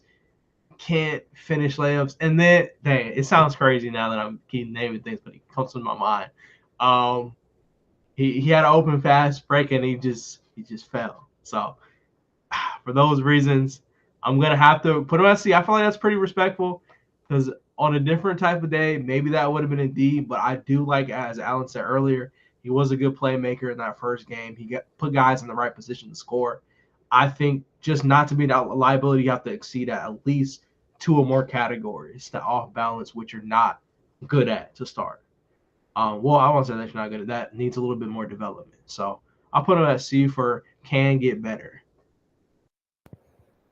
I think like a C to C minus kind of makes sense. I feel like Jalen Hood-Schifino did a pretty good job in terms of, I think it's because of that like 6 assists, 0 turnover game that I think that he is at a C level right now. And I think just because his mid range has been pretty decent, I think had he been too turnover prone, like I know he had some turnovers in the second game, but if he was like that all around, then I think he would have been closer to the D tier. But I think that like the C minus level, I think that makes sense. I think I'm just curious as to who else we're gonna put in D later. I think I can see like 1 or 2 other people at least. But I think for Jalen Hood-Schifino, like a C minus, I can see it because like he's shown a little bit of improvement at least. I'm not frustrated with Colin as I was with Colin Castleton. The fact that Castleton showed no improvement, at least Jalen Hood-Schifino showed a little bit here and there. I guess I can hop into the next name. I'm going Gabe Vincent. This might shock you guys. I value Gabe high on this list. I think he showed me a lot, and it's the little things. He was really good on those off-ball screens, getting other guys open. Defense looks good. I've seen him full sprinting. I haven't seen him full sprint since he's been a Laker. He was playing defense, getting back transition. He was hitting shots. He had that buzzer beater. I'm not sure if that one counted. I forget, but he had one of those buzzer beaters last game. 2 for 4 from 3, 4 for 6 overall. In 15 minutes, he had 11 points. So I think that was good. As a role player off the bench, that's not bad production. So for me, I think I'm going to put him on I'm going to put him on the A, honestly. A, or it's either A for me or B plus. B plus or an A, but I have other guys on B. Actually, no, I take it back. I'm putting on B. Put on B because I have some other people who slightly produce a little bit better. So I'm gonna put him on B tier. He's gonna be my first B tier guy. I think for what we seen last year, which was pretty much nothing, to what we seen this year, he played really good next to some starter guys, next to some bench unit guys. He just looked really comfortable out there. So if we're rating this off of preseason, I say B plus or low A minus tier. But I'll go B plus. I think I'll let Alex be like the decider for this one because I'm different from Earl. Like I said, I'm not disagreeing, but like I'm not impressed by Gabe Vincent. Like I said, 11 points. He hit that buzzer beater. Next game he shot was at 1.1 rebound. Like I said, I feel like I have to watch. I feel like I have to fully watch Gabe Vincent highlights, or you just fully watch him individually. But as a collective, as a unit, Gabe Vincent seems like he's a role player, and like I said, that's not a bad thing. Like I said, he has to be a role player under this system, but he's just like a role player. Like he hasn't impressed me as a bench player than like Max Christie or like even like a Dalton Connect, who like I said we'll rate later, but who I'm kind of high on my rating, but like I'm like at a high C, like a C plus. Like I said, he could be a B, but like he's on a C plus in my opinion. I can't put him near that A, Earl. Like I said, that's just me. That's my opinion, and we'll let Alex be the decider for this one. Okay, I think that in terms of just major improvement, Gabe Vincent definitely took a leap, a pretty significant leap, and I do think he had some really great defensive moments on top of the fact that he showed a pretty a fairly efficient like offensive game. I think my only thing is that he wasn't as involved as some of the folks that would be in like the S or the A. So I think I would be more happy having him at like the B plus to solid B tier. Like I rate Gabe high, but not as highly as like Earl. I think I'm pretty happy with a solid just cause like I don't think he was as involved as those that was like in the S or the A, and maybe we'll see that over time. He's doing his job well. It's just a matter of like bring me some more beef or bring me some more, I guess. Okay, yeah. I maybe A was a little bit crazy. Okay, I admit. I think it's because the floor was so low with Gabe Vincent that seeing how he produced in the minutes he was giving, it looked good. He fit well with pretty much every unit he was out there with, even like the off ball things. Like I talked about, like the off ball screens. He wasn't necessarily scoring every possession, but he was helping contribute to other guys getting open as well in some of those actions. So and the defense, I liked it a lot. He was switching well. He was full sprinting on a lot of different possessions, getting back on offense and defense. Maybe that's just something I wanted to see a little bit more last year. Obviously, he was injured.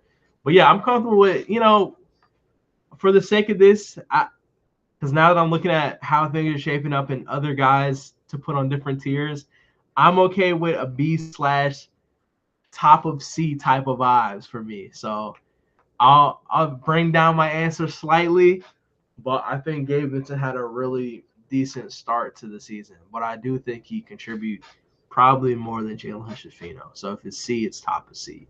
If it's B, it's probably gonna be the last person on B for me. Yeah, I can kind of understand at least the standpoint of like there could be a low ceiling. Like I said, he came off the injury, and we're see how he develops on the JJ system. But I feel like at the same time, JJ was hyping him up. He was like, if I had 10 Gabe Vincents, I'd be super happy with that. So like I was going by the standpoint of like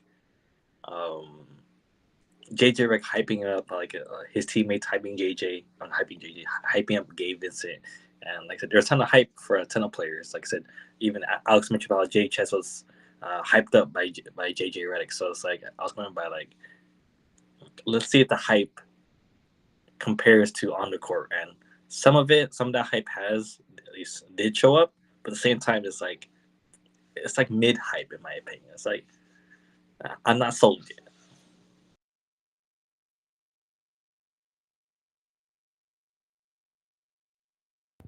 Okay, I know I kind of gave someone like a low tier last time. I'll look at someone who I think deserves kind of a higher tier.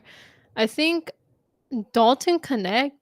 I think I want to hear. I'm stuck between A and B, and I want to hear from y'all. I think right now I am kind of, if we're looking at preseason productivity, I'm kind of leaning towards like A minus to B plus type of feeling right now. Like I think his defense can have a little bit to work on. That is undoubtable. But in terms of offensive productivity, I think it's just the fact that he's so well rounded and like he is doing a pretty decent job of like finding his way around the systems and getting himself involved like every single possession that they get. And I think that's kind of similarly to how I feel about um the A minus tier section. I think the difference between like Christie and Connect is definitely the defensive work, but I think they're both doing a really good job of like getting involved in every single play and like showing at least some sort of efficiency, even if it's not fully there yet for these young players. So I think I want to put Connect at an A minus. If y'all want to drop him down to like a B, I am happy with that too, but I want to hear from you guys.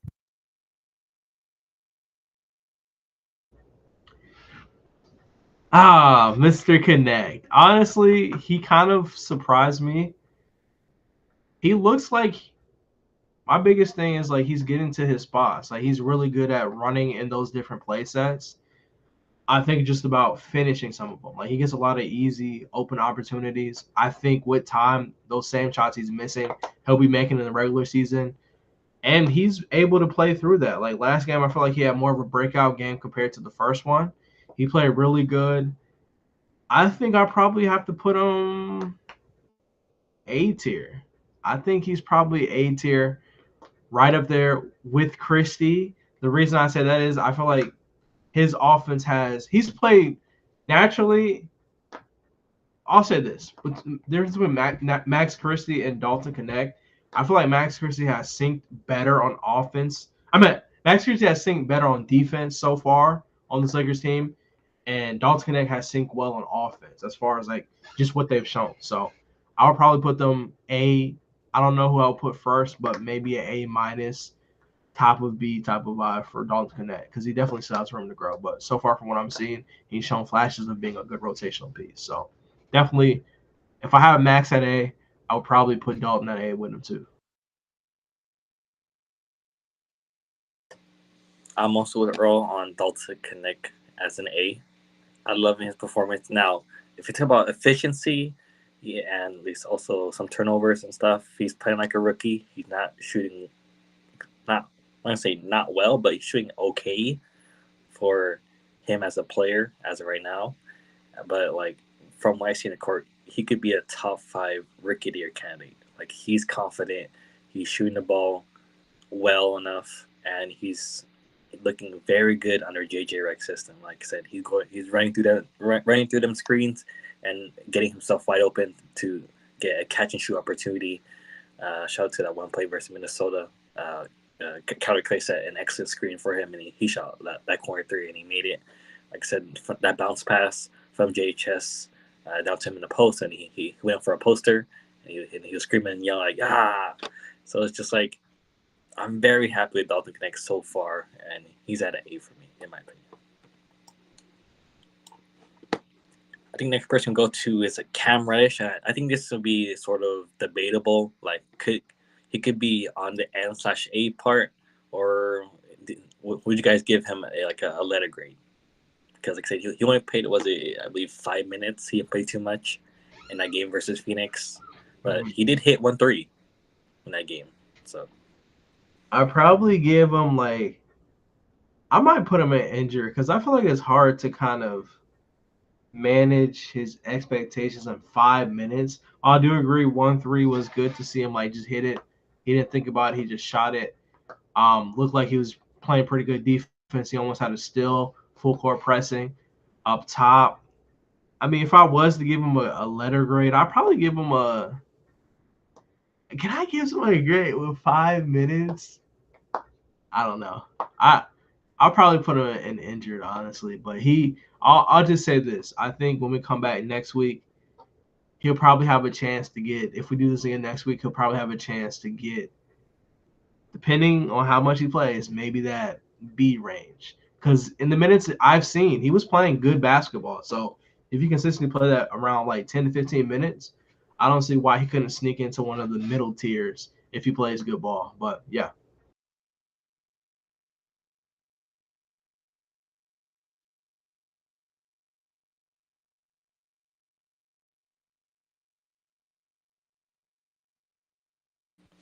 I think Alex is connecting early, so I think I also agree with Earl and slash A right now. I think I said we'll have to give him time and see how he fits. He could be available tonight versus the Milwaukee Bucks. Like I said, we'll go into a preview about that. So stay around here on this podcast slash playback. Join it. And yeah, drop any questions, hot takes, and like I said, we'll go to those as like I said, those are a priority during this stream. And like I said, if any other rankings for these players, feel free to drop them below. And like I said, we'll consider them and change our low tier list with that. Next person, go to Rui Hachimura for this one. For me, I'm going toward Rui with a B. Like I said, coming off that first game, he was a little slow start, but that second game versus Phoenix, he was looking really good. And I thought Rui Hachimura, like I said, could be exciting this season. He could be, like I said, the third option, but he could be the third best player on this team, in my opinion, looking at it so far. I think I'm happy with B.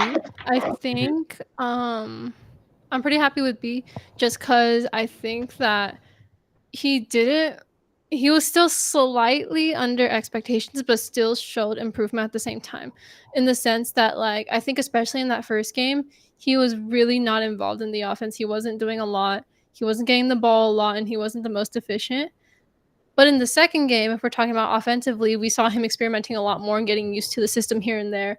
I remember one of the first plays, he was positioned by the baseline, and like, I even though he didn't get to like make the shot, one of the options was like a backdoor moment for Rui, and that's something that I really wanted to see from him for a while. And so seeing him get to those spots in the second game was definitely an improvement. And I think something that was pretty strong from him on both games was his rebounding. He had, I believe, 6 rebounds in the first game and 8 in the second. And it's kind of what Earl said, where it's like he really does have the capabilities of being that double guy. Considering that those are some of the numbers he got in about one half of basketball, and in the NBA, he's most likely going to be a starter. So I think that even though he like didn't exceed crazy expectations or anything like that, I think that he still showed some really good assets and still has us overall pretty excited for the season. So I'm happy with a B. Yeah, I'll go the same thing here. I'll go B as well. I'll go top of B. I think he's played great. Biggest thing for me is rebounding. Scoring and stuff has pretty much stayed kind of similar to his numbers he had last year. Although first game he wasn't as efficient. So in order to move up to A next week, I think he has to have like a breakout 25 plus game. I think that's pretty much the only thing that can move him up in my eyes to the next tier. But yeah, that's my thoughts on him. I figure we can probably we can. I'll see for me out like tonight. I Yeah. want to see a double. Ooh, Versus that's Milwaukee good. Bucks. I want to see a double. I want to see I like that. 14 points, 10 plus rebounds. Like I want to see that versus the Milwaukee Bucks. From looking at the starters, because we'll go to our preview. But like, if it's Torian Prince versus Rui Hachimura, I'm gonna say it's barbecue chicken. But come on, Rui, you better outplay Torian Prince out there. Prince going for 50 tonight. No, I'm just playing. No, I agree with you. I think Rui Hachimura, in order to move up, I need like a double, or like a 5, no, or like a 7 rebound with 20 plus points. That's what I need to see from Rui Hachimura. But I figure we can probably let's go with D'Lo next. For me, I have D'Lo on B tier with Rui. I feel like for the most part, both of those guys haven't shown anything new yet. I think D'Lo still has been a little bit inconsistent on offense. I do feel like he's going to play overall. Overall, I think he's going to play a lot better in this new JJ Redick system. But like you said earlier, his 3-point shooting, we would like to see him make at least 4 in order to kind of bump him up a tier, and an efficient 4+ threes in some of these preseason games. So, yeah, I think I'll have him at B, maybe behind Rui. Not really sure. Or, yeah, I have him B behind Rui. Honestly, Rui's shown a little bit more improvement as far as rebounding. 8 rebounds at half is really impressive for him. So I would go B tier. That's kind of my case with D'Lo. I'm also on B tier. I'm leaning towards the middle of B tier.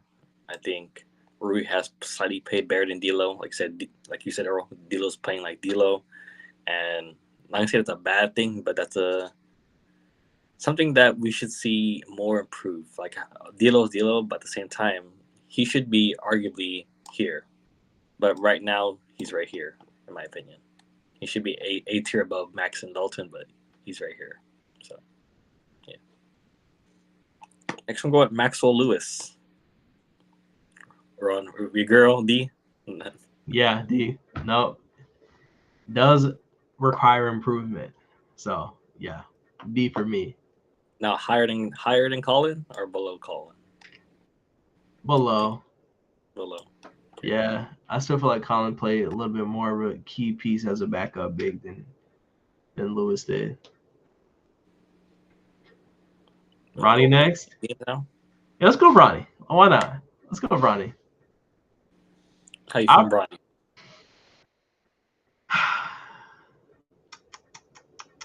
It's tough for me. I feel like Bronny, I think he has a lot of room to grow, but I also feel like he's learning a little bit from his summer league experiences. I think the biggest thing he has to work on is when to be aggressive, when not to be. He has to be a better decision maker. But yeah, I've seen some defensive moments at times. I just think for the sake of this list, the real question is, do I think he played better than Colin Castleton and Maxwell Lewis? That's really our biggest questions here. Do we think he played better than those guys? I don't know. I think I probably put him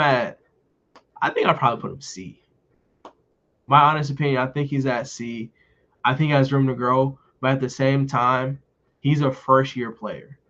The guys in D are second-year guys who should be more experienced, should have learned from last year and gotten better, like a Max Christie who's elevated himself all the way up to A tier.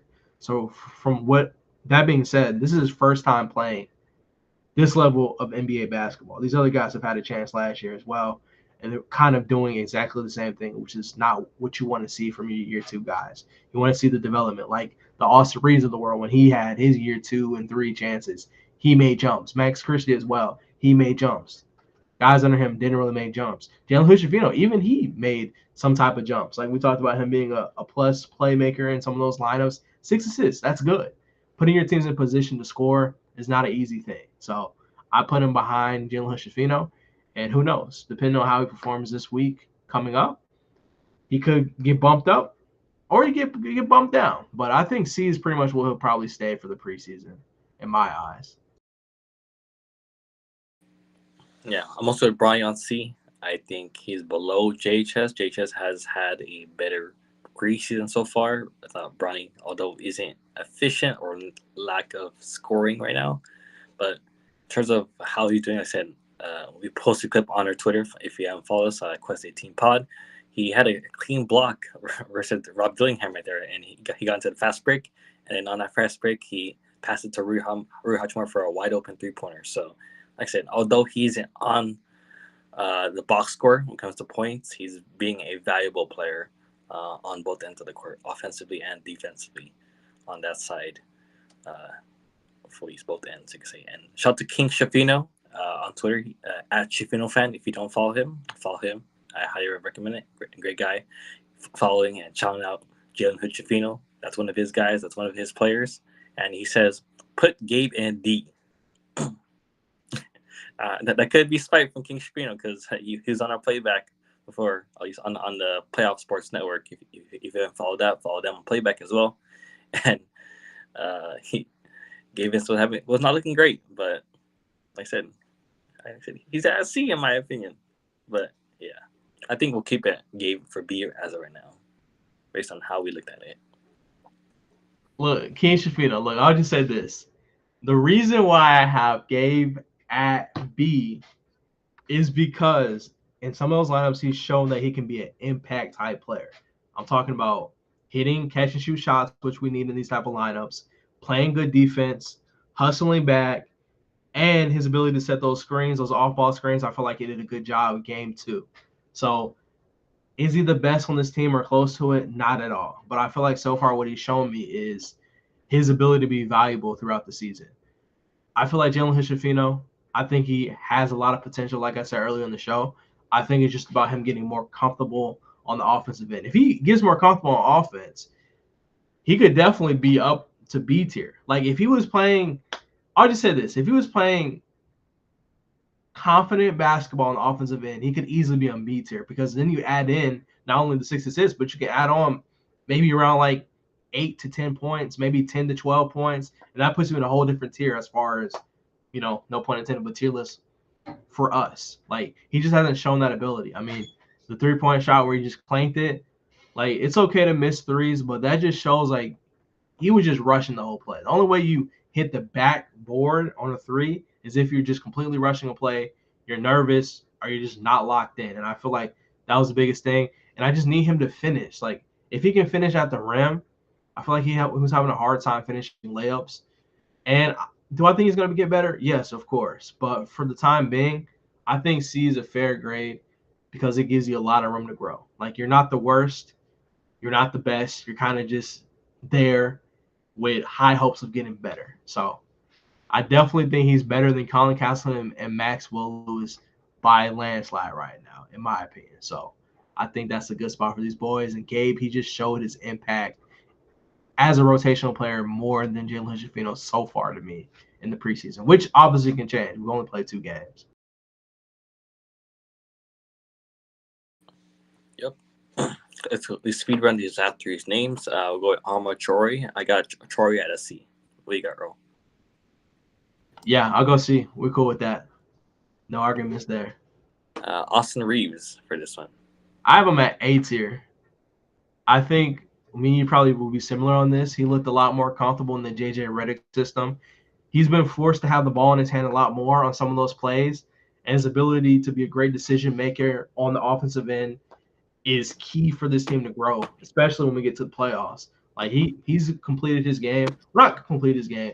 He's expanded his game so well with these last 4 years. I mean, he can take it inside, force fouls. Like he had 15 plus points on an inefficient night just because he was able to draw fouls, get to the lane, create physicality, great offense from nothing. And I think that's why I rate Austin Reeves so far in the preseason high, because the same games where he has 15 plus points, if he knocks down some more of those shots, easily it's a 25 plus point game for him on good efficiency. So, yeah, I'll put him A for that reason. Yeah, for me, I'm leaning towards Austin Reeves at S. I know he shot 0 for 7 from 3 last game, but I feel like he's on that S tier. I'm loving Austin Reeves under JJ Redick's system now. Okay. I could be biased and I could be overrating him in a sense, but man, you know what? Go back. He hit Kyrie Irving S layups in that Suns game. You know he was balling 9 points, but still balling 6 rebounds, 7 assists. We can go back to that triple double agenda. Yeah. With Austin Reeves again. Remember last season he was grabbing those rebounds. He was almost the only guy rebounding. Yeah.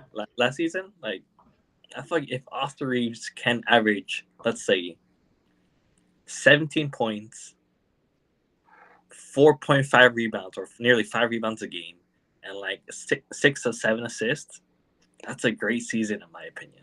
And I feel like he could do that. So he's on S tier. No, I'll very much agree with you. I think we could easily put him high A, but me personally, my bias S tier in my opinion, below LeBron James in my opinion. You know what? I'll give you your elevation here, and the reason why I feel like the guys we have at A tier, I don't think their games are near as complete as LeBron James, AD, and Austin Reeves, and for that reason, I'm okay with moving Reeves up to S tier, because if we look at the trend of this list, everybody at S tier pretty much has their game figured out and they excel at more than 2 categories, in my opinion. Reeves at scoring, playmaking, and I can even throw in rebounding at times in there as well, like you mentioned. Defense, I still feel like he needs a little bit of work. LeBron James is pretty much everything. Anthony Davis is pretty much everything. But everybody in S tier kind of exceeds at 2 or more categories. A tier, I think it's one, maybe 2 on a good day, but not consistently at 2. So yeah, I'm cool with S tier. we can work with that. What about Jackson Hayes, man? For me, I'll probably go C, just because. Dang, are we not gonna have I feel no? like you're being nice, bro. I know. I, I'm about to be real and mean when it comes to Jackson Hayes. Okay, maybe I'm being a little nice. I do agree. I think I just didn't feel like it's we have no bigs. Well, I guess AD and Brown, but yeah, you know what? Let's go D tier. I feel like top of D. He's better because my thought process was he was better than both of those guys. But as far as impact, I mean, he really hasn't been putting up any stats. If I'm being honest, Bronny probably has more blocks than Jackson Hayes, which is funny. So yeah, I'll go D. Unfortunately, also kind of related too. But did you see that Shams earlier, like probably like 20 minutes ago, about reportedly we were looking for a center or something like that?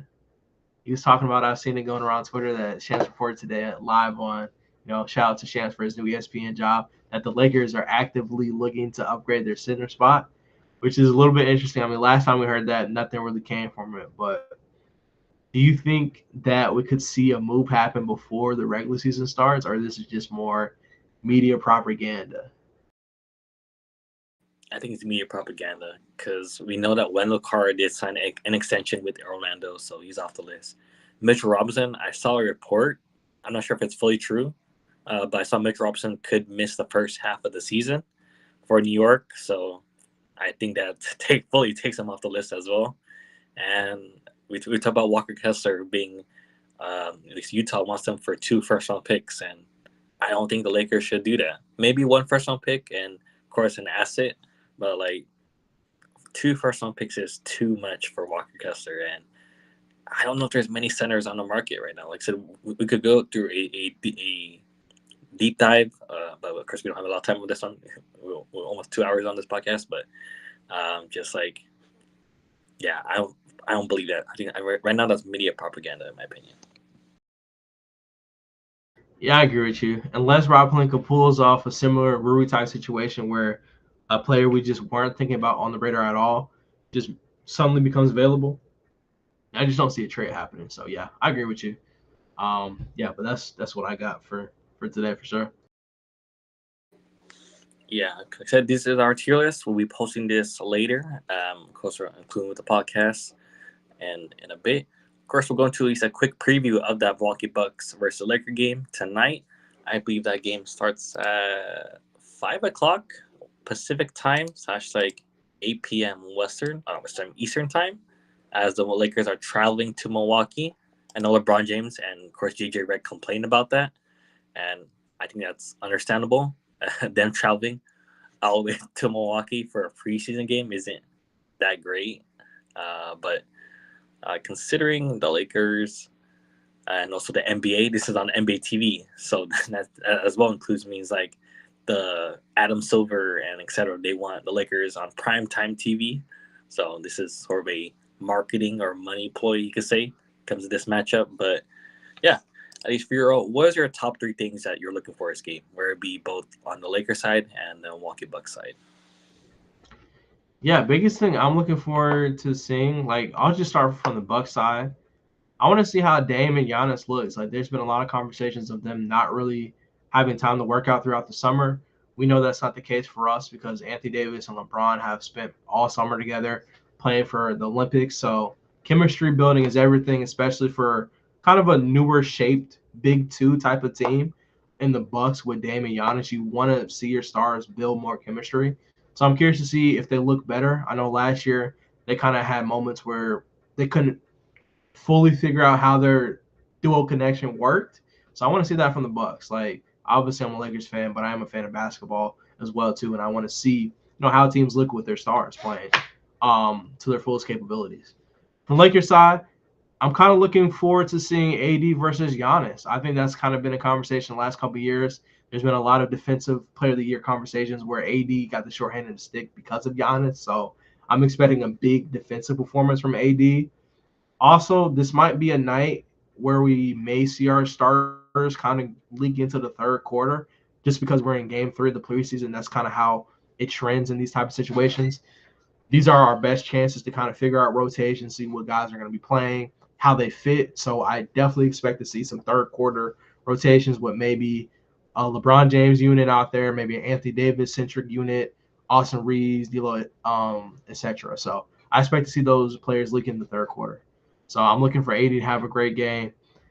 Also, I want to see that. I really, really want to see that efficient D'Lo game. I think the Bucks is a team. If I'm not mistaken, I think Bucks is a team he kind of went off on last year as well. I think that might have been the game where either AD or Braun was out and he had a huge game.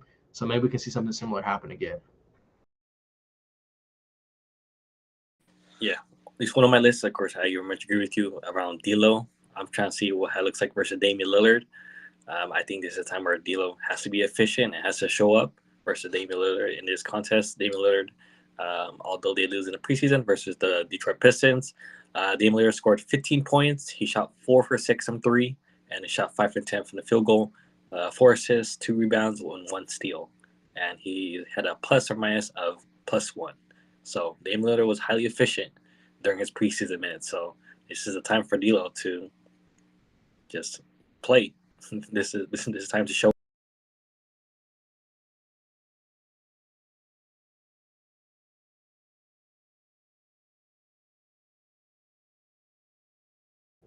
I think Allen cut off for a second. But yeah, I agree. I think Damian Lillard definitely has I think D'Lo definitely has to match up to Damian Lillard's 3-point percentage tonight. That's going to be huge for us to get that win. But yeah, Allen, continue on with what you're saying. Sorry, the app cut me out a bit. But yeah, like I said, Damian Lillard. Next thing I'm trying to see is the Max Christie. I think this is another matchup where he has to show up. Could be a statement game as he's going up against Darvin Ham's defense. Darvin Ham, he's going to be scheming. He's trying to be doing something. And Prince, the man who stole his minutes. Yeah, the man who stole his minutes. Max Christie, let's see, a 20-point game, 5 rebounds, 4 assists, 3 blocks. Let's have a great game, Max Christie, versus his former head coach in Darvin Ham. So excited to see about that. And same thing with the young guys. I feel like overall it's just a young guys type of performance I want to see. Like shout out to AD, LeBron, they'll do their thing. D'Lo will do their thing. Austin Reeves will do their thing. And Rui Hachimura will be Rui Hachimura. But I think this is another game in which the young guys have to step up once again. And shout out to Gabe. Shout out to Cam Reddish. Hope they play well. Like I said, Dalton, Bronny, Ahmad Traore, if he gets minutes. Who else on the roster once again? Colin Castleton, etc. So I want to see those young guys step up under this Milwaukee type of atmosphere. Like I said, this is a away game. This will be a test for them. Of course, like I said, it's preseason, but I imagine the Milwaukee Bucks fans will show up for this one, as this is, like I said, a primetime game versus LeBron and AD. And potentially Giannis if he does play. Yeah, I agree with everything you said, Alan. I'm excited to see Max Christie have his revenge game. But the last thing I'll add to this conversation is I'm ready to see the player interactions with Darvin Ham. Like, is there going to be some dap ups during shoot around or hugs or fake media pictures? Like, I really want, that's what I'm here for. The game is the game, but I want to see the players interaction with Darvin Ham. That's what I'm ready to see for real. Like, I'm ready for the tea, as people say. I'm pretty sure there's some still love with Torian Prince. Shout out to him. He joined, of course, the former head coach Darvin Ham. But like I said, it's gonna be interesting. Like I said, we'll be ready on the tour machine. If you don't follow us at Quest 18 Pod. Follow us on TikTok. We're starting to post there. And yeah, overall, like I said, going back to end of podcast hot takes. What was your score predictions and who's gonna win tonight? All right, score predictions I have. Last time I was way off. It's okay. I shoot about 50%, so it's my time to win tonight. I have Bucks 98, Lakers 101. I think it's gonna be a close game, shootout towards the end of the game. and then one of our rookies is going to hit the game winner. That's my hot take. Also, another hot take, I think Max Christie is going to score 20-plus points. I'm going to get that agenda off. I have to. Tonight's the night.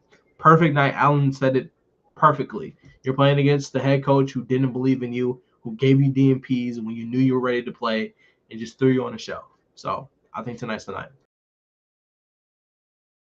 I'm going to go with the Lakers win. We're going to go 117 to 105.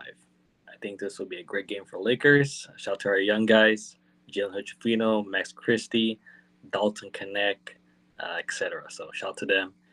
Like I said, this will be a great game, primetime matchup on NBA TV.